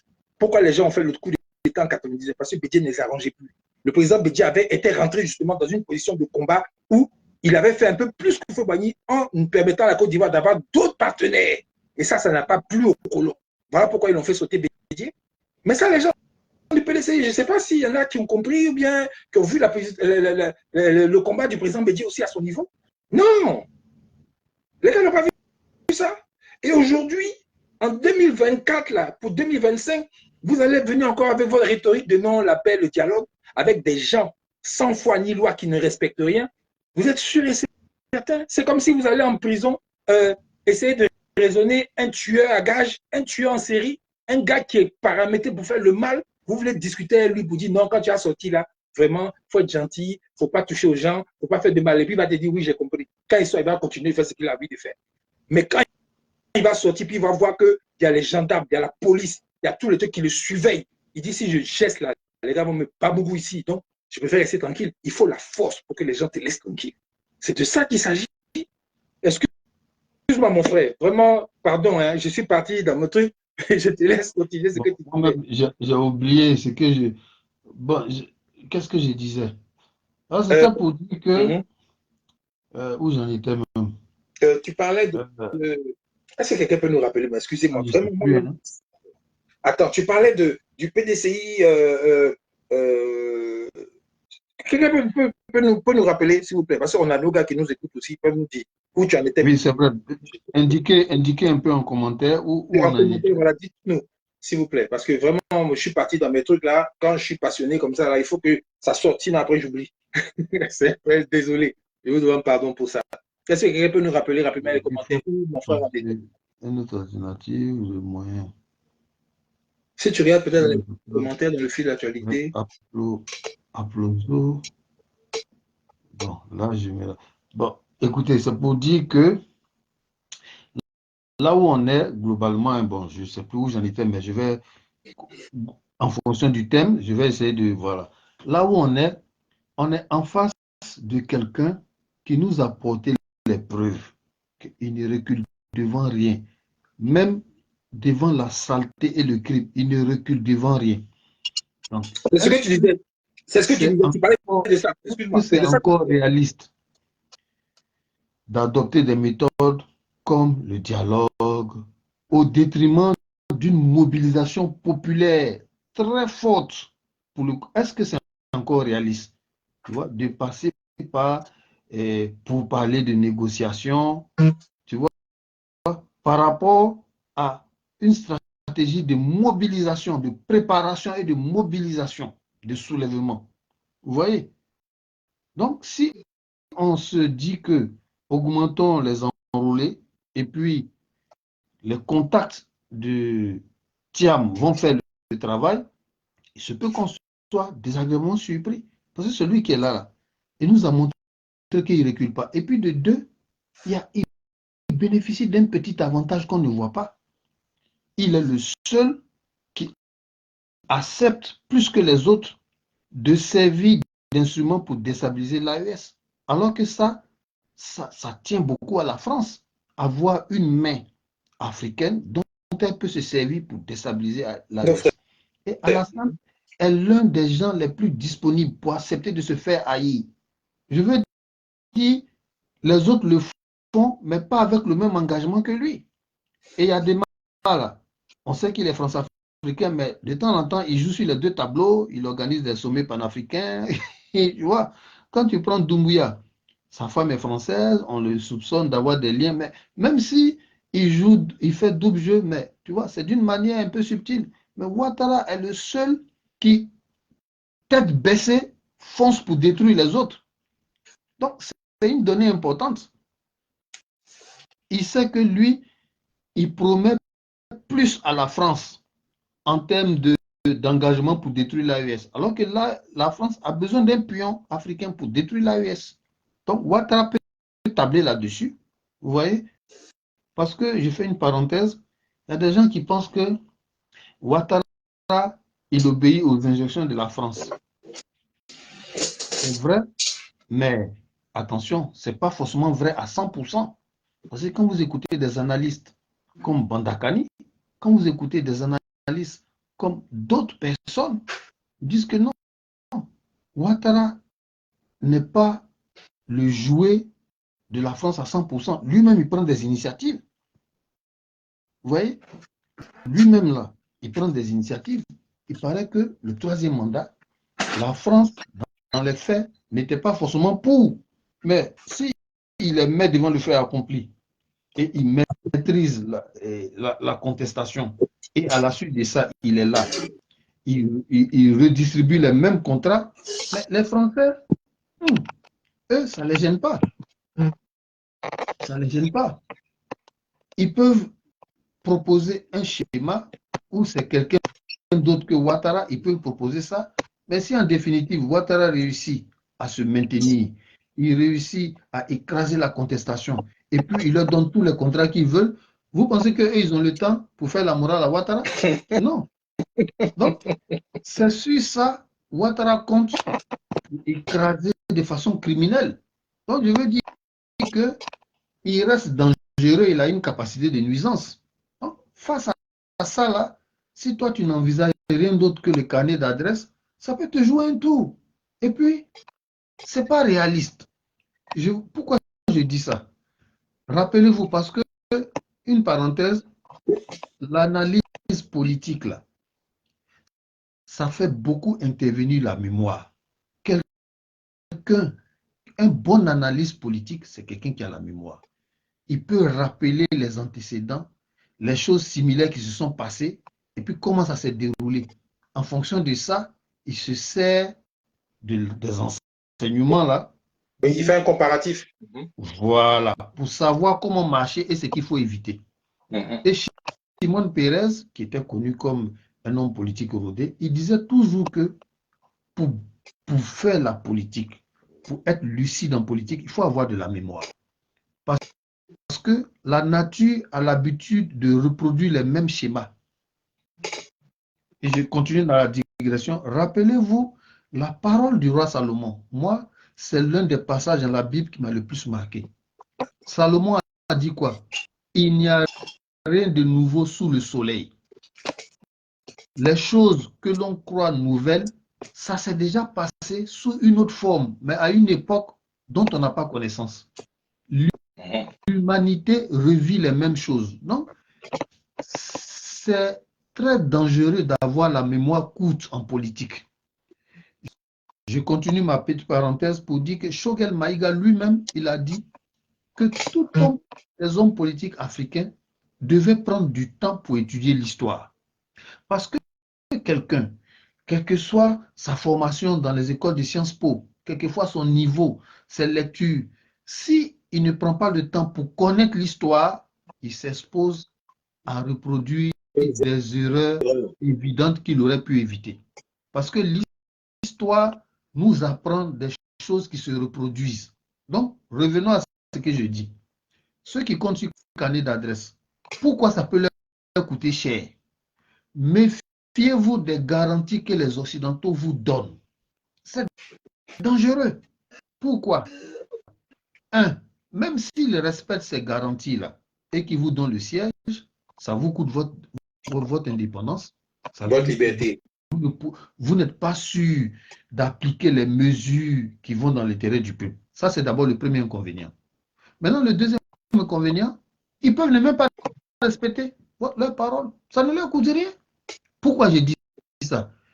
Pourquoi la France-Afrique se maintient aussi facilement dans l'impunité sans rendre compte à qui que ce soit? Pourquoi? Mais ils ont leurs pions partout, dans le pouvoir, dans l'opposition, chez les artistes, chez les sportifs. C'est pour ça qu'ils ont duré. Vous voyez, quand vous prenez au niveau de la forêt, du travail de la forêt, vous voyez, l'abattage d'arbres les plus compliqués, mais c'est les arbres qui ont des racines profondes et multiples. Mais c'est ça là qui est compliqué. Parce que tu coupes, ça repousse. Donc, on est obligé d'aller les déterrer au fond et même de brûler pour être sûr que ça ne va plus repousser. Pourquoi? Pourquoi leur traitement est difficile? Mais ils ont des racines. C'est-à-dire, quand tu prends une seule racine de cet arbre-là, mais c'est gros comme la cuisse de Usain Bolt, et puis c'est long comme peut-être une rivière. Voilà pourquoi. Voilà, je prends cette image-là pour revenir à la France-Afrique. Pourquoi ils ont régné comme ça, sans être interpellés par les juridictions internationales, sans être mis. Il y a des gens qui écrivent des livres pour exposer, mais ils sont toujours en vie. Combien de livres qui n'ont pas exposé la France-Afrique, par des Français eux-mêmes? Mais est-ce que ça a empêché la France-Afrique de faire ce qu'elle fait? Pourquoi? Mais ils ont leurs racines partout. Toi, tu penses que la France-Afrique, ils manœuvrent seulement avec le RDS, c'est ce que tu as pensé. Mais ils ont même leur pion au PPACI. Oui. Toi, tu penses que la France-Afrique, non, non, non, non. Ils ne peuvent pas être alliés de l'ACI. Mais ils ont leur espion chez Puchéric Ballet. Donc, quand toi, tu crois aux promesses de la France-Afrique, Mais ça veut dire que tu es sans mémoire. Ça veut dire que tu es sans mémoire. Pourquoi je dis ça? Rappelez-vous Soro Guillaume, en plein territoire français, dans une communication publique, qu'est-ce que Soro disait? Je vais mettre Ouattara par terre, on va lui donner des conseils. Parce que eux, ils ont les dirigeants, moi j'ai Macron. Pour qu'un ancien président de l'Assemblée nationale, ancien premier ministre, ancien ministre de la Défense, vienne faire cette déclaration publique sur le propre territoire de son hôte, mais imagine les assurances qu'on lui a données. Pour que Soro, en tant qu'ancien président de l'Assemblée nationale, ancien premier ministre, ancien ministre de la Défense, puisse faire cette déclaration-là publiquement sur le territoire français, ça dépend des assurances qu'on lui a données. Mais qu'est-ce qui s'est passé après, mon frère? Qu'est-ce qui s'est passé après? La preuve. Non seulement on lui a dit que ta présence n'est pas désirable, tes propos sont intempestifs, plie bagage. Non seulement il a plié bagage, mais on l'a mis dans des conditions où toute l'Union européenne, tout l'espace Schengen n'était plus sécurisé pour lui. Ouais. Et même en dehors de cet espace-là, quand il allait vers des destinations comme la Turquie, tout ça, mais le risque d'enlèvement le suivait. Oui. Il a fallu qu'il arrive dans l'AES pour avoir une tranquillité. Ils l'ont trahi. Ils l'ont trahi. Les gars qui lui ont donné les garanties, là. Le jour où il a dit qu'il y a un truc de travers, ils l'ont trahi. Voilà, c'est pour dire que vous qui comptez sur les assurances de l'oligarchie, mais c'est pas très sensé. Parce que ce que Ouattara donne aux Blancs, là, dites-moi, qui peut leur donner plus que ce que Ouattara donne là? Qui peut donner plus que ça?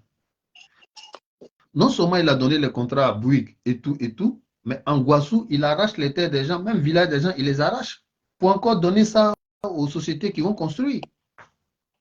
Donc, face à quelqu'un qui donne plus que les autres et qui, même s'il fait des choix qui ne sont pas bons, mais il arrive à mater la contestation, maîtriser le pays et leur redistribuer encore les mêmes contrats, pourquoi ils vont lui faire la leçon? Ils vont fermer les yeux. Pourquoi ils vont faire jouer les prêtres pour moraliser Ouattara tant qu'il a garanti leur mangement et puis ils maîtrisent le peuple? Pourquoi vous voulez que ça les gêne? Voilà, donc, voilà pourquoi je dis que c'est imprudent de s'asseoir et d'être confiant quand le système impérialiste vous donne des assurances. C'est un peu imprudent parce qu'ils sont avec tout le monde. Et moi-même, j'aurais appris que même pendant qu'il bombardait Babou, il négociait avec lui. Donc, rappelez-vous encore l'épisode Afi N'Guessan. Afi N'Guessan est sorti de sa prison de Bundiali. Il a commencé à être dynamique, il a commencé à faire les tournées, il a réveillé le militantisme des FPI. Et puis après, il y a eu l'arrivée de Hollande. Quand il y a eu l'arrivée de Hollande, il a eu une entrevue à huis clos avec 15 minutes. Sorti de cette entrevue-là, Afi a commencé à avoir une. Tu dis? Une entrevue de 15 minutes. Voilà. Afi a commencé à avoir une démarche bizarre. Le langage, le discours d'Afi avait changé. Je me rappelle bien, Afi même a dit à un meeting où les forces onusiennes étaient encore là, et quand il a dit qu'il salue les forces onusiennes, le public a commencé à les huer. Et il a dit non, je vous comprends. Vous avez exprimé votre colère, maintenant, vous pouvez maintenant être tranquille, vous avez exprimé ce que vous avez dans le cœur, mais maintenant je vous annonce qu'avant ils étaient contre nous, mais maintenant ils sont à nos côtés. Ça veut dire qu'on lui a donné des assurances. Et quoi, Justin a dit que Afi leur a dit qu'il a discuté avec François Hollande, mais les gens disent qu'ils sont prêts à changer de fusil d'épaule à condition que c'est lui qui prenne la tête, ils vont l'accompagner. C'est vrai, Gbagbo, c'est notre papa, hein, mais par stratégie, momentanément, on va mettre la revendication de son retour, là, tactiquement, on met ça de côté, faire ce qu'on peut, et puis après, on sera en situation de force pour le faire sortir de l'AE. Afi avait un langage bizarre, comme quoi les Français ont compris, ils sont prêts à marcher avec nous, Depuis quand le colon a compris le colonisé pour dire qu'il ne va plus le piller? Depuis quand ça existe? Non, vous voyez, mais après, toutes les assurances qu'on a données à Afi, là, c'est devenu quoi? Si ça avait vraiment marché, est-ce que Afi allait s'allier au RHDP? Si les promesses de Hollande avaient marché, là, est-ce que Afi aurait eu le besoin de s'allier au RHDP? Non. Il serait déjà même en avance mieux placé dans les cimes des Français que Ouattara. Ouais. Donc, le cas Afi et le cas Soro-Guillaume, ça doit nous faire réfléchir. Ça doit nous faire réfléchir. Donc, voilà ce que je pouvais dire. Voilà ce que je pouvais dire. Je te laisse développer un autre aspect de notre thème. D'accord. Donc, les frères et sœurs, aujourd'hui, où nous sommes arrivés là, hier soir, j'ai regardé l'allocution du président Koudou Laurent Gbagbo sur Afro-Média de Alain Foucault, que j'applaudis avec mes pieds, mes mains, j'applaudis avec tout. Vraiment bravo. Pour le travail professionnel. Parce que pour moi, c'est la première fois de ma vie que je vois une interview d'une télévision africaine faite avec un président africain de ce niveau de technique, de ce niveau de qualité, de ce niveau même de qualité même de l'interview, des questions et des réponses, qui n'ont rien à envier à CNN, à BBC, à France 24, à tous ces gens qu'on a eu l'habitude de voir. Moi, hier, c'était la première fois que je voyais ça. Et le plus important, c'était le narratif, qui était purement africain, avec des idées africaines et une vision africaine pour les Africains. Vous n'avez pas idée à quel point moi, ça m'a fait plaisir de voir ça. Enfin, un changement, déjà sur le plan de la communication, qui est un instrument de guerre redoutable. La communication. Et c'était ça notre point faible, notre talon d'Achille en Afrique. L'armée et la communication. L'armée, l'AES est en train de régler le problème. Mais la communication, c'est AFO qui est en train de régler le problème avec nos frères de Afrique Média qui se débattent tant bien que mal. Mais au niveau d'Afrique Média, ils ont des problèmes techniques encore qu'ils doivent vraiment revoir pour que la qualité de leurs émissions soit vraiment du niveau international. Voilà la seule chose qu'on reproche à Afrique Média. Sinon, Afrique Média, ils ont fait un travail fantastique jusqu'à aujourd'hui. Mais la qualité technique n'est pas encore ça. On n'a qu'à se dire la vérité. Mais à faux, ce qu'ils ont fait hier, là, c'était parfait. Le président Gbagbo a dit quoi? Parce qu'il y a beaucoup d'abrutis, de moutons, de la case, qui sont venus dire, ah, voilà, Gbagbo a avoué enfin que oui, il a donné l'argent à Chirac. Il a donné les milliards à la Côte d'Ivoire à Chirac. C'est-à-dire que ça rejoint un peu ce que le président Bédié disait. Quand on montre à l'imbécile la lune, l'imbécile regarde le doigt qui pointe la lune au lieu de regarder la lune qu'on est en train de montrer. Le président Gbagbo a dit que oui, j'ai donné l'argent à Chirac et bien d'autres, mais je ne pourrais pas dire le nom ici parce que le président Gbagbo, ce n'est pas n'importe qui. Ce n'est pas quelqu'un qui peut parler n'importe comment. Donc voilà pourquoi il a eu la décence de ne pas citer les autres parce qu'il se trouve en tant qu'ancien chef d'État dans le registre diplomatique. Il y a une communication, il y a une technique de discours dans la diplomatie où on peut régler ça entre nous en bas là-bas, mais sur le plan public, il y a une façon de parler. Donc, le président Gbagbo a parlé comme un chef d'État hier. Mais il a dit en même temps la vérité. Oui, j'ai donné l'argent à Jacques Chirac parce que Jacques Chirac me l'a demandé. Est-ce que vous comprenez le message derrière cette parole-là? Est-ce que les Ivoiriens qui sont avertis, je sais que les Ivoiriens qui sont intelligents, qui sont avertis, ils ont compris le message tout de suite, ils ont dit, ah, ok, d'accord. En fait, le président Gbagbo vient d'exposer à la face du monde le mauvais côté, le côté mafieux des politiciens français. Voilà ce que le président a fait hier, en vis-à-vis, en vision mondiale. Il a montré le côté mafieux des hommes politiques français. Bourgi a dit, hein, mais le président Gbagbo a montré l'image que ce sont des mafieux, ce sont des bandits. Ils n'ont pas de foi, ils n'ont pas de loi. Quand il s'agit de l'Afrique, ils peuvent demander, se plier, se faire petit pour demander l'argent à quelqu'un qui est pauvre comme moi. Voilà le vrai message que le président Gbagbo a fait sortir. Je vais expliquer ça aujourd'hui parce qu'il y a des abrutis, des moutons du RDR qui n'ont pas compris et qui pensent que oui, voilà, il a avoué. Le président Gbagbo a dit, j'en ai parlé dans mon livre quand j'étais en prison, que j'ai donné l'argent à Chirac. Donc ce n'est pas une nouvelle qui est fracassante, bien truc, c'est un truc qui est clair. Et le contexte dans lequel j'ai donné, je me suis dit qu'en donnant cet argent-là, les gars allaient me foutre la paix au niveau de mon pays. Tranquillement, j'allais faire ma politique en paix pour changer les choses. Parce que lui pensait à l'époque où il était francophile que la France, il y avait des gens en France qui étaient de bonne foi, qui allaient respecter leurs paroles. Et il s'est rendu compte à la fin que non, il n'y en a aucun. Même dans son parti socialiste, ça c'était tous des traîtres.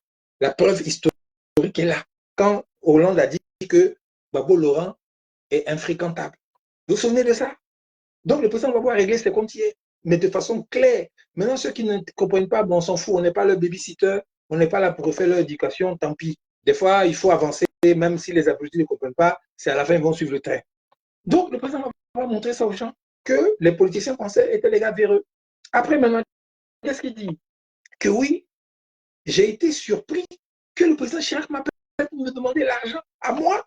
Mais c'est une image encore pour vous montrer que comment quelqu'un, un pays qui dit, eux, ils sont forts, ils sont riches, ils sont plus puissants que nous, ils sont tout, ils n'ont pas l'argent pour faire leur campagne présidentielle, leur campagne truc. Et puis c'est à nous, les pays pauvres, où on n'a rien. C'est à nous, ils viennent demander. Voilà encore une exposition de la politique française en Afrique que le président Gbagbo a mis au grand jour hier. Mais les gars du RDR n'ont pas compris ça comme ça. Les moutons. C'est pas pour rien on les appelle comme ça. Eux-mêmes sont fiers de s'appeler comme ça. C'est pour ça que j'ai dit ça. Est-ce que vous voyez un peu? Les gars, mettez les cœurs, mettez les pouces parce qu'ils sont en train de faire des choses bizarres là. Mettez les cœurs, mettez les pouces. Et j'espère qu'ils vont regarder cette vidéo-là pour se rendre compte de leurs bêtises, de leurs conneries. Que le président Gbagbo ne parlait pas en fait de l'argent qu'il a donné, ça c'est rien. Mais c'est la manière, le style, la façon de faire, les méthodes que ces gens utilisent ça sur les petits pays pauvres, d'après eux. Mais en fait, ils ne peuvent pas vivre sans l'argent des pays pauvres. Vous comprenez?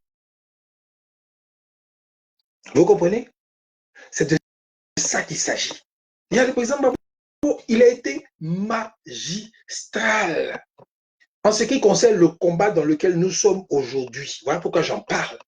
Premièrement, je tiens à le féliciter, Alain Foucault pour tout ça, mais je tiens à féliciter le président Gbagbo qui a été magistral dans un cours de sciences politiques, mais non, vraiment, il n'y a pas l'homme pour lui. Malgré le fait qu'il y ait les algorithmes de méta qui essaient de bloquer, qui essaient d'empêcher les gens de partager la vidéo, de la voir au maximum, malgré ça, il y a quand même des centaines de milliers de vues. Parce que ce qu'il a dit hier, c'était tellement clair. Et il a annoncé la couleur. Il a dit, lui, là, il va se battre jusqu'à la fin de la vie, de sa vie. C'est un principe déjà de combattant, de guerrier, un esprit qui te montre que lui n'est pas là en politique pour venir s'enrichir, pour venir se montrer, et puis après mener à son agent, ça va se reposer tranquillement. Non, jusqu'à la fin, il est dans un combat, parce que le combat n'est pas terminé. C'est ça un homme. Et il est vieux, mais justement, c'est encore plus valeureux pour lui, parce que à son âge, il accepte encore de se battre pour qu'il y ait la justice, comme il a dit hier, pour qu'il y ait l'équité, pour qu'on ait la liberté, la souveraineté dans notre pays. Il a expliqué ça hier clairement. Il s'est exprimé sur le franc CFA qui est une merde et il faut absolument que les pays africains aient une monnaie commune pour pouvoir commercer entre nous parce que c'est ça qui est le centre du business, c'est le commerce. Et quand on aura une monnaie commune qui n'est pas le CFA, eh bien on pourra commercer et s'enrichir entre nous en Afrique sans avoir besoin d'aller vendre en Chine, en Russie, aux États-Unis et ceci, cela. Entre nous, on pourra s'enrichir dans notre cercle, comme les Européens le font. Ça, là, il a expliqué ça hier par, comme BABA, simplement. Mais les moutons du RDR n'ont pas compris ça encore. Il a tout dit. Hein. Il a dit, actuellement là, Ouattara Draman est illégitime, il est illégal, il viole la loi. Ce n'est pas bon ce qu'il fait. Il continue de faire. Et lui, il se bat contre les gens qui violent la loi, qui ne respectent pas les propres lois qu'eux-mêmes ils se sont données. Les moutons du RDR n'ont pas compris ça. Et ils disent, ah, il est encore dans la guerre. Il veut venir envoyer la guerre en Côte d'Ivoire. Il veut venir faire le mélangement. Il veut venir faire encore des troubles. Voilà ce qu'eux, ils ont compris. Les gars, on ne va pas vous forcer à être intelligent. On ne va pas vous forcer à comprendre les choses les plus simples, les plus élémentaires, qui sont bonnes et justes pour tout le peuple ivoirien. On s'en fout. Où on arrive aujourd'hui là. Le combat, il aura lieu. Je vous le dis. Le combat, là, il aura lieu. Et vous êtes perdant d'avance. Vous ne voyez pas. Vous êtes perdant d'avance. Et ce qui est dommage dans cette affaire, c'est que quand ça va commencer là, c'est là que vous allez vous rendre compte que vous êtes perdant. Et il sera trop tard. Ce ne sera plus le moment des pardons, de non, je ne savais pas, ça sera trop tard. C'est maintenant, là, maintenant aujourd'hui, là, que le moment est venu pour vous de comprendre les choses et de faire en sorte que les élections qui arrivent, s'il y en a, elles soient justes, transparentes, inclusives, pour que tout le monde ait sa place, afin que le peuple départage vraiment qui a gagné ou qui a perdu. Et à partir de là, maintenant, on pourra marcher dans une autre direction. Si certains veulent encore rester dans la soumission, dans la compromission, ou bien d'autres veulent être libres, souverains pour demain. Voilà les vrais enjeux. Il n'y a pas autre chose. Soit le peuple ivoirien dit, nous, en tout cas, on vote pour celui qui accepte la compromission, qui veut nous envoyer la paix, la tranquillité, c'est pas grave, même si on donne l'argent aux autres, au moins on a la paix. Ou bien d'autres qui vont dire, non, nous, on ne donne plus rien à quelqu'un. S'ils veulent, là, ils viennent acheter au prix que nous, on leur dit. S'ils veulent, là, ils viennent faire ça, mais aux conditions que nous, on leur donne. Parce que le plus important, c'est que nous, nos populations puissent manger, boire, dormir, se loger, travailler, se former, faire les choses comme nous-mêmes, on le décide, comme on veut. Voilà les enjeux qui sont là. Et chacun est intelligent, chacun comprend à son niveau, au moins les choses aussi simples que ça. Parce qu'aujourd'hui, nous avons le choix. On a le choix d'aller prendre quelque part ce qui nous manque. Si c'est la défense qui nous manque là, nous avons le choix d'aller chercher avec des gens qui sont forts de quoi nous défendre. Si c'est les usines, la technologie nous manque là, on a le choix d'aller chercher des gens qui ont la technologie et tout ce qu'il faut qui nous manque pour pouvoir faire nos choses. C'est tellement simple. Et le président Gbagbo était encore plus loin hier. Il a dit l'UA et la CEDEAO ne servent à rien. Soit les gars s'adaptent à Addis Abeba, là, le siège de l'UA, ils changent ça, ils font un siège construit par les fonds africains. La CEDEAO aussi fait pareil et que les instances de ces institutions-là soient gérées, réglées, financées par des Africains, afin que les Africains puissent prendre les décisions qu'ils veulent eux-mêmes. Si ce n'est pas la liberté, ça là, c'est quoi? Parce qu'actuellement, là, les gens qui donnent l'argent à la CEDEAO, c'est eux qui décident. La preuve, quand il y a un conseil de CEDEAO, tous les Blancs sont assis devant parce qu'ils ont leur mot à dire sur nous, notre politique en Afrique. Et les gens n'ont pas honte de ça. La majorité des rats qui se promènent dans les rats fonctionnaires de la CEDEAO et les fonctionnaires de l'UA qui se promènent, parce qu'il y a plein de rats, je les appelle les rats, qui sont nommés par les pays et puis ils se promènent dans les couloirs des institutions là. Et puis ils voyagent, ils vont aux États-Unis, quand il y a les trucs de l'ONU, ils vont en Europe, ils vont partout à l'UNESCO, ils se promènent, ils sont logés dans les meilleurs hôtels, ils mangent bien, ils sont payés à ne rien foutre, à se promener seulement. C'est des postes de camaraderie. Tous ceux qui sont dans la CEDEAO et machin, tout ça, qui sont fonctionnaires là-bas, là, c'est des postes de camaraderie. Les gars vont, et puis c'est un truc de, bon, comme toi tu m'as aidé politiquement, moi je vais te nommer là-bas, tu t'en vas là-bas, tu te promènes, tu fais ce que tu veux, ta vie est tranquille parce que tu m'as aidé à un moment donné. Tu es en dehors du pays là-bas, m'en fous ce que tu fais, l'essentiel c'est que tu manges bien, ta famille est bien, voilà. C'est les choses comme ça. Mais les gars ne sont pas là-bas pour travailler. Même chose, comme il a dit le Sénégalais, Guy Marius Sagna, il a dit, ici là, c'est que des gens qui se promènent, des camarades qui se baladent, et puis bon, quand un meurt, on est remplacé par un autre, ou bien un va à la retraite, il est remplacé par un autre, mais c'est que des habits des partis politiques d'Afrique qui se retrouvent dans ces instances-là, qui bouffent l'argent, mais qui ne foutent rien pour les Africains. Ils ont été capables de régler aucun conflit en Afrique. Boko Haram au Nigeria, comme le président Gbagbo l'a dit hier, qu'est-ce que la CEDEAO a fait pour Boko Haram? Rien. Rien. Tous les terreaux qui pullulent au Mali, qui avaient pris 60% du territoire malien, qui avaient pris 60% du territoire burkinabé, là. Les gars qui étaient là, Barkhane et consorts, ils ont fait quoi pour chasser ces gens? Rien. La majorité des gens qui sont morts de l'armée française, là, c'est des gars qui sont morts par accident. Ce n'est pas les gens qui sont morts au combat. Ça aussi, on ne vous dit pas. Ils sont partis net. Les gars eux-mêmes, ils ont acheté les armes qu'il faut.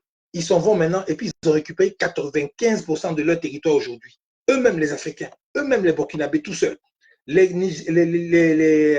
Nigériens, tout seuls. les Maliens tout seuls, dans leur AES, là, ils ont réglé le compte des terroristes jusqu'à, il reste un peu, mais encore des petites poches quelque part là-bas. Là. C'est tout ce qui reste. Au moins, on a vu une évolution, un changement. Et ils sont en guerre. Ils ne sont pas dans une situation normale où, par exemple, parce qu'on entend certains Maliens opposants là, qui sont cachés dans les trous, en train de critiquer nos frères de l'AES. Que non, on n'a pas courant, on n'a pas l'eau, rien ne fonctionne normalement. Les gars, vous êtes en guerre. C'est la guerre. Ce n'est pas une situation normale. Pendant la Deuxième Guerre mondiale, là, quand la France était en guerre, là, qui pouvait dire que oui, moi, fonctionnaire, je n'ai pas reçu mon salaire ou bien ceci, cela. Les gars étaient en guerre. Ils sont en guerre. Pour pouvoir avoir la paix, il faut faire la guerre. Il faut nettoyer tous les saletés qui viennent vous faire chier, vous emmerder. Là. Vous les nettoyez. Puis maintenant, quand c'est nettoyé, vous sécurisez tout le coin. Et après ça, maintenant, l'économie peut rentrer en marche parce que les gens sont en paix. Ils peuvent travailler, ils peuvent cultiver, ils peuvent étudier, ils peuvent faire tout ça. Et là, maintenant, on règle les problèmes sociaux. Mais quand il y a la guerre, c'est difficile de faire les deux en même temps. C'est comme ceux qui reprochaient à Babou, ouais, il n'a pas fait ça, il n'a pas fait ça. Mais le gars était en guerre contre des gens qui voulaient justement que ça se passe comme ça. Il a parlé encore du braquage, le fameux braquage de la CDAO, de la BCAO. Il a expliqué. Mais les moutons de RDA, ils ont compris autre chose autrement parce que c'est des moutons, même ils se sont qualifiés comme ça. Mais le gars a dit c'est pour payer les fonctionnaires du pays qui avaient besoin d'argent. Parce que Babo est humaniste. Des gens, ils viennent avec leur banque étrangère dans notre pays. Ils font la pluie et le beau temps. Le jour, ils ne sont pas contents de toi. Ils ferment leur banque pour que vous mourrez de faim. Babo nationalise les banques pour faire en sorte que tous les petits citoyens qui ne connaissent pas là, mais qui travaillent là, aient leur salaire. Ça là, ils appellent ça braquage. Vous savez, il a dit, mais les gars du RDR qui m'ont condamné, ils ne savent même pas ce que ça veut dire braquage. Il a encore mis à nu la justice citoyenne corrompue, qui ont fait tous les juges qui ont fait ce jugement de 20 ans au président Gbagbo là, par rapport au braquage, c'était les corrompus. C'était les corrompus.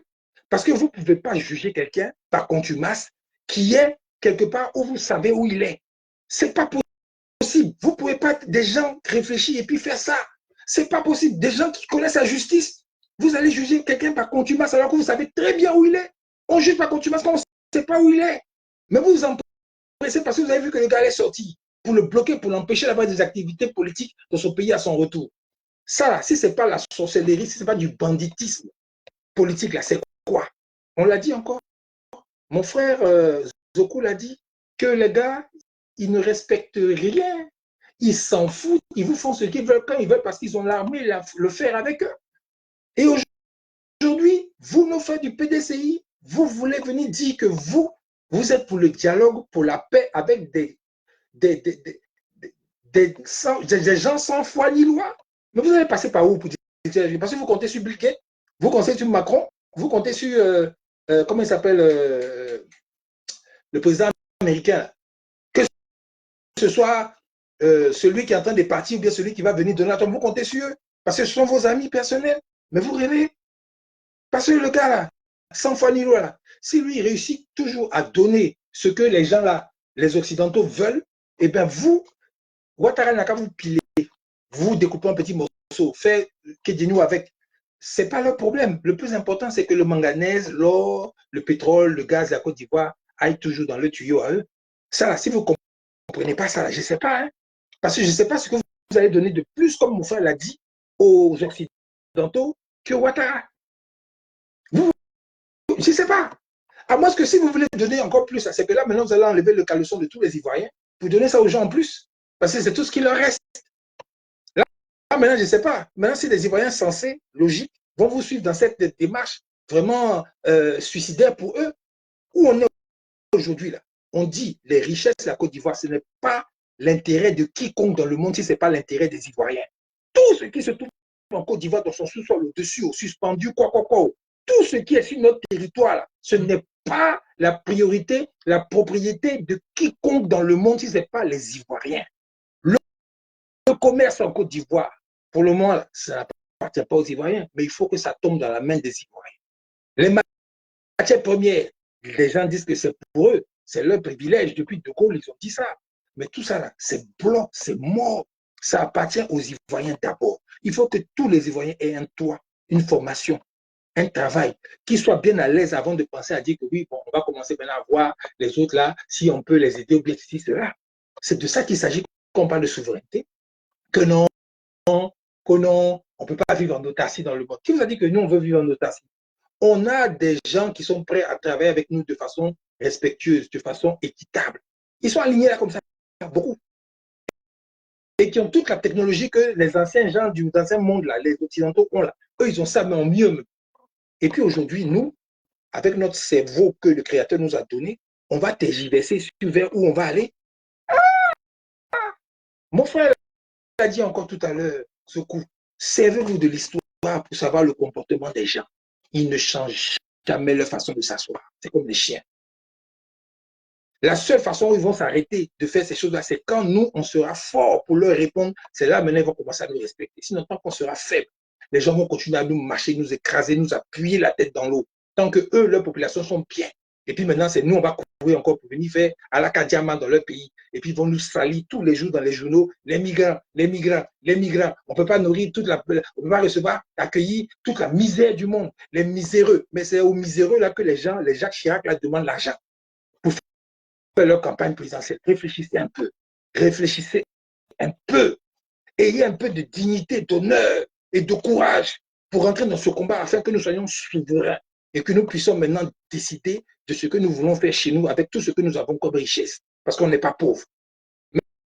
Metzoku, ton micro, s'il te plaît. Oui, désolé, excusez-moi pour le retard. J'en ai comme tu l'as dit, il faut qu'on apprenne. Excusez-moi, je vais me débarrasser quelque chose de ma place. Comme on l'a dit, c'est important d'avoir de la mémoire. Vous voyez, quand on dit, souvent on parle, oui, il ne faut pas avoir la mémoire courte, il ne faut pas avoir la mémoire courte. Mais c'est le moment d'appliquer cet adage-là.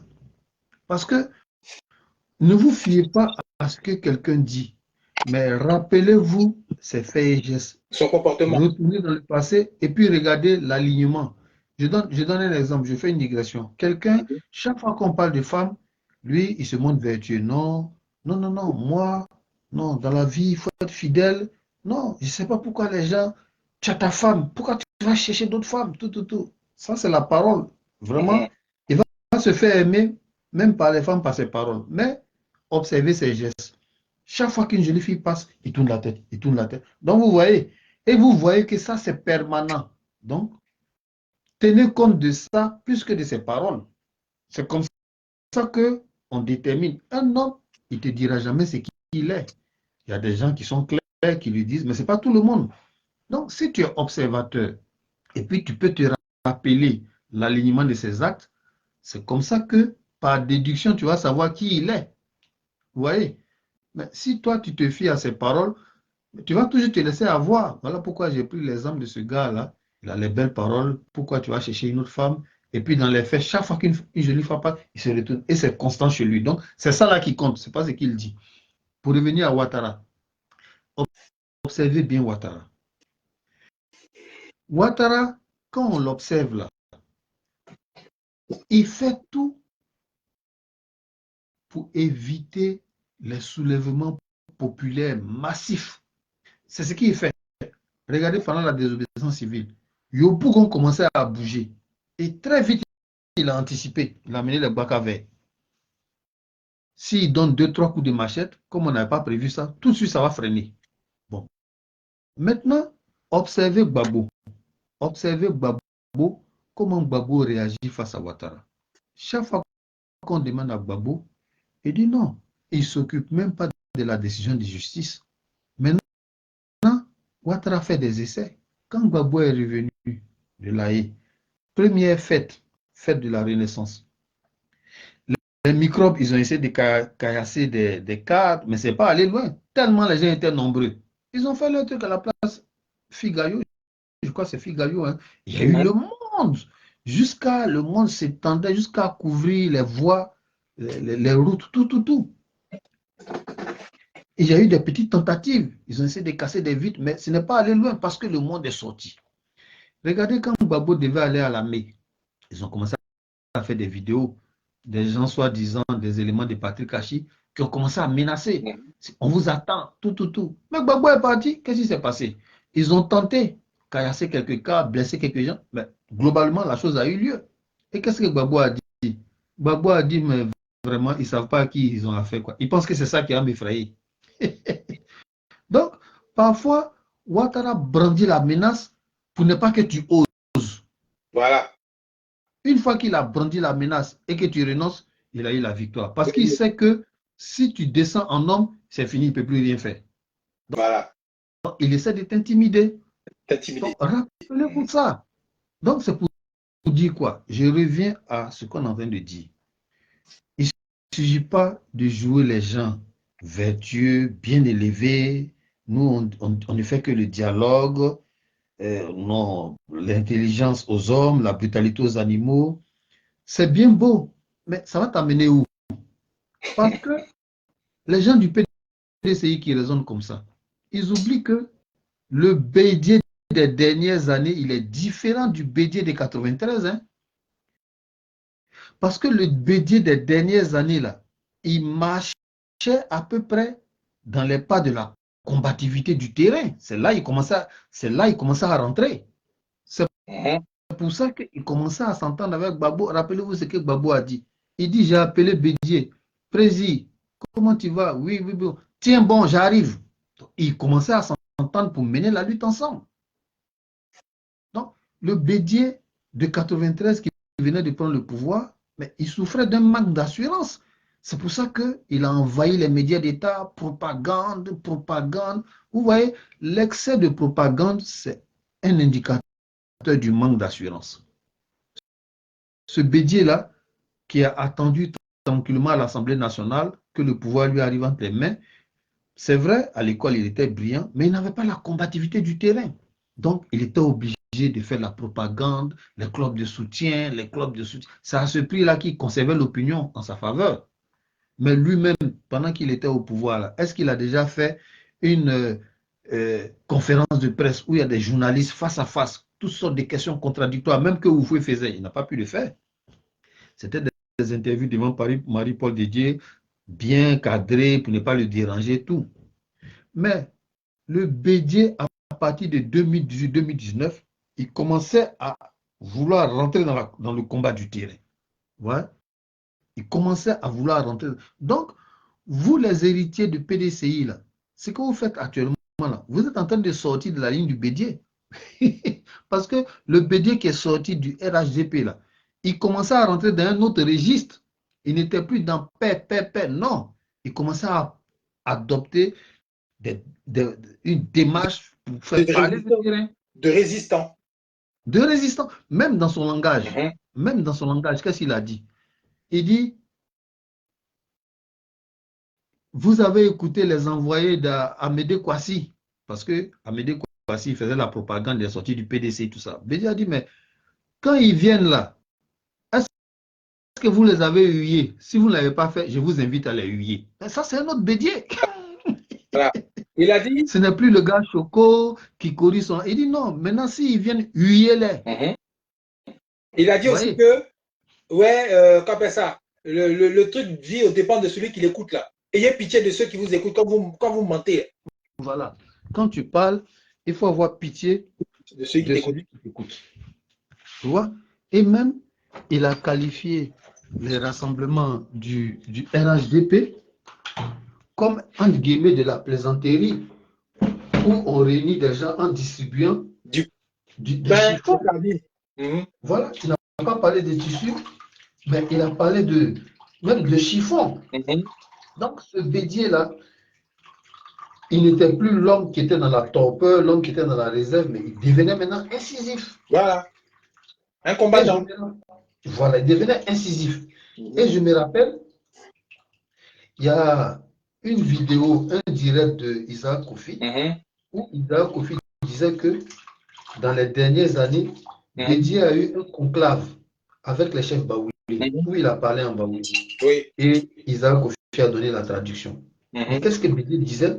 Il disait non, les gens ils veulent détruire le PDCI, mais ils ne vont pas réussir parce que je veux m'opposer. Je suis prêt, je n'ai pas peur.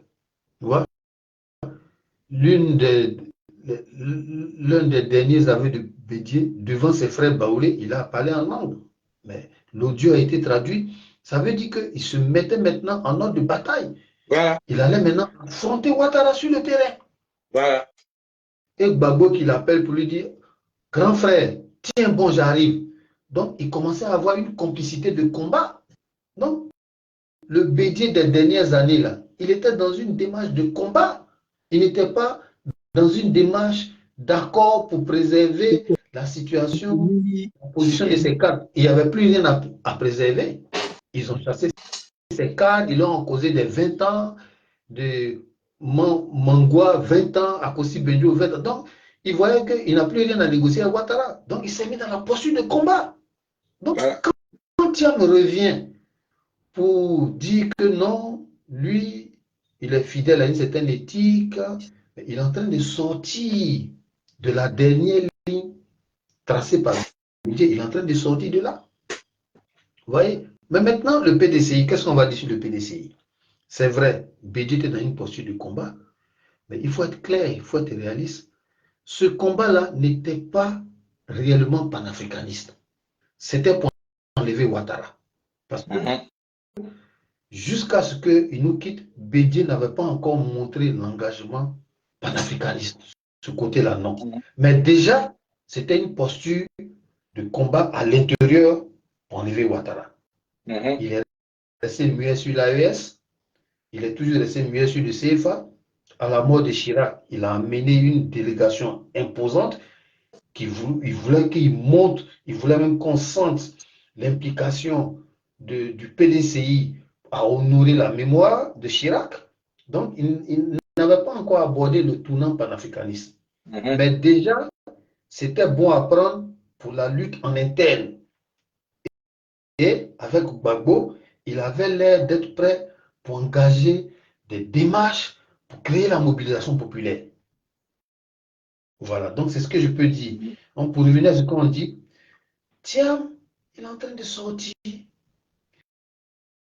en attirant les gens avec la notion de carnet d'adresse. En attirant les gens avec la notion de carnet d'adresse. Mais, entre nous, vous pensiez que Bédié, là, il n'avait pas aussi de carnet d'adresse? C'est un ancien chef d'État. Il a aussi ses contacts au niveau de la classe politique française. Évidemment. Il a été ambassadeur de la Côte d'Ivoire aux États-Unis. Donc, il a aussi ses contacts aux États-Unis. Même s'il ne les a pas, il peut les réactiver. Vous voyez, il a été ancien chef d'État. Il a été impliqué dans la création du RHDP, puisque pour créer le RHDP, il a fallu manœuvrer avec la classe politique française. Donc, il a aussi ses amis là-bas. Mais il n'a pas eu l'air de s'accrocher à cette notion de carnet d'adresse. Non. Il a dit devant ses frères baoulés, ils veulent tuer le PDCI, je vais faire front, je suis prêt, je n'ai pas peur. Et il semblerait que c'est cet audio-là qui a alerté la Ouattari pour se dire que non, si on le laisse continuer dans cette lancée, il va lui faire on quelque n'aura chose. plus les moyens. Dès qu'ils vont atteindre un certain niveau de mobilisation populaire, on ne pourra rien faire contre. C'est ce qui pourrait expliquer la disparition précoce de Bédié, parce que c'est possible que sa mort ait été suscitée. Voilà, donc on revient à ce qu'on dit. Tout ça pour nous dire, n'ayons pas la mémoire courte. N'ayons pas la mémoire courte. Même Houphouët-Boigny, il a fini dans la désillusion. Lui qui était le chantre de la coopération, comment on appelle, des rapports non conflictuels avec l'ancienne métropole, des rapports apaisés, mais ils ne se sont pas empêchés de lui faire sa peau. Au calme. Parce que les dernières interventions de Houphouët-Boigny, mais c'était un homme amer. Il dit il regrette au soir de sa vie que le combat pour la juste rémunération des produits agricoles ait été laissé sans issue, que ses cris, ses appels à la justice n'aient jamais été entendus. C'était ses derniers discours. Voilà. Donc, n'oublions pas l'histoire. On ne peut pas recréer l'eau chaude et la roue. Voilà, c'est le même système. Quand tu sors de leur moule, tu sors de leurs écoles, mais leurs médias se chargent de faire ton image, d'embellir ton image. Mais Thiam, il n'est pas le premier. On a vanté Zensou bien avant Thiam. Un moment, quand on pensait à la suite a donné à Yahi Boni. Oui. Zensou, là, il a été même plus qualifié avant même qu'on qualifie Thiam. Ouais. Mais la différence, c'est que le peuple béninois a refusé ça. Mais nous, comme Ouattara a duré et on ne sait pas comment l'enlever, bon, c'est ça qui donne encore le crédit à l'idée de carnet d'adresse. Mais maintenant, moi, je vais vous dire, ne perdez pas espoir. Parce que l'organisation du soulèvement populaire, c'est encore possible. Pourquoi? 2020, là, ça a échoué parce qu'on ne s'y est pas pris tôt. Parce que c'est dans la même année là que Bédié a lancé la mobilisation. Oui. À la mort de bon. Alors que Gbagbo, il a commencé à planifier ce tournant-là depuis son retour au pays. Parce que quand vous écoutez ce qu'il a dit pendant son congrès constitutif, il a dit, mais vous pensez que je ne sais pas qu'on va m'empêcher de me présenter? Déjà en 2021, il annonce qu'il sait qu'on va l'empêcher en 2025. 4 ans avant, il a déjà une idée de ce qu'il envisage déjà ce qui arrive. Ce qui n'a pas été le cas de Bédié. Parce qu'on attendait que Ouattara se déclare candidat d'abord avant de réagir. Voilà, quelques mois avant. Quelques mois avant. Donc, toi qui n'as pas été habitué au combat du terrain, malgré ton courage, mais le timing est un peu compliqué. Ouais. Tu vois? Donc, le dernier Bédié qui nous a quittés là, c'est quelqu'un qui allait tirer les enseignements de ce qui n'a pas marché en 2020, plus l'apport de son petit frère qui est doué dans le terrain. Mais Ouattara a vu ça très vite. Il dit, je ne peux pas laisser ça. Bédié déterminé, qui a tiré les expériences de l'échec de CNT, plus Gbagbo qui revient pour lui apporter son expertise dans le terrain. BT baoulé ensemble, PDCI, PPACI, les deux ensemble. Comment Ouattara va faire pour dire qu'il peut gagner l'élection? Ouattara va s'y prendre comment? Il ne faut pas oublier aussi les soroïstes, voilà. Les gars du parti de Soro là. Voilà, maintenant imaginez Bédié déterminé qui a tiré les enseignements de l'échec de CNT, plus Gbagbo qui arrive pour lui donner de la force, plus Soro qui revient encore. Mais c'est fini pour Ouattara. C'est tout ça là que l'approche de dialogue des Tiamis est en train de gâter. Ouais. C'est tout ça là que cette approche non combative, cette approche de négociation de salon est en train de diminuer l'engouement des gens qui sont prêts, mais pourvu qu'on les organise. Voilà. Et à la longue, parce que ce qui arrive, la personne ne maîtrise. Oui, ils perdent le temps.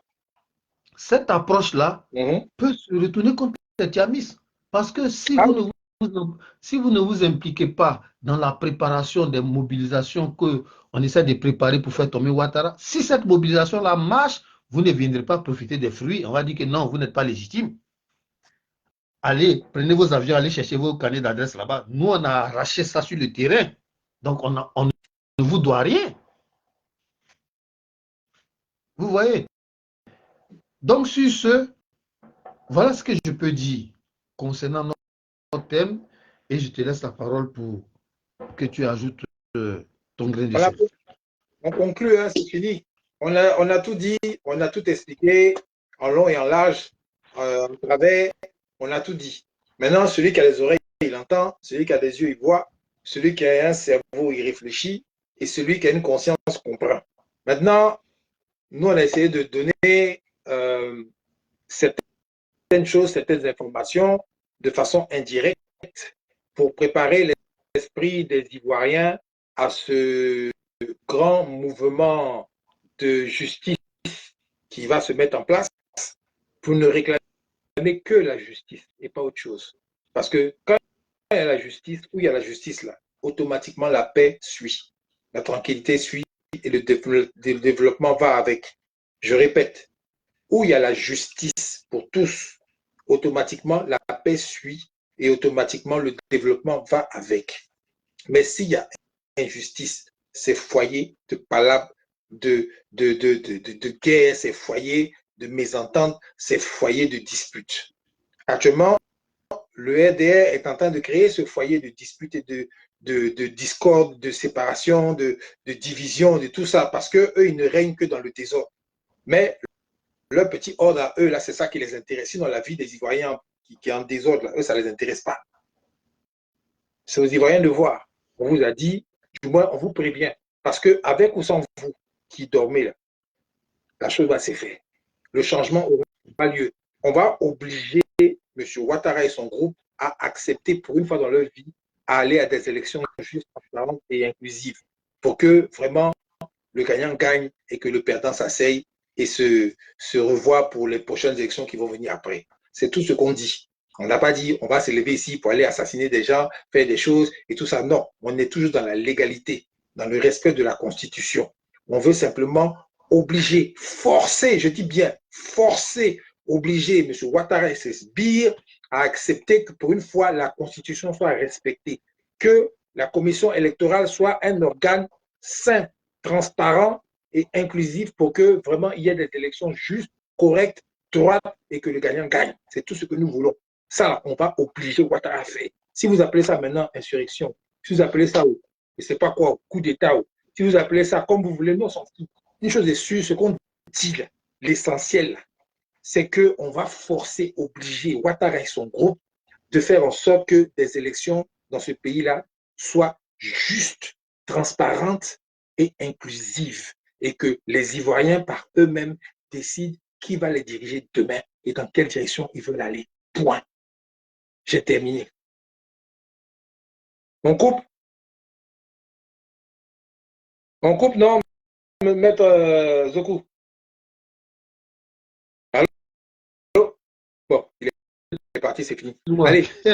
Voilà, merci. Au Allez. revoir, au revoir. Ciao, ciao.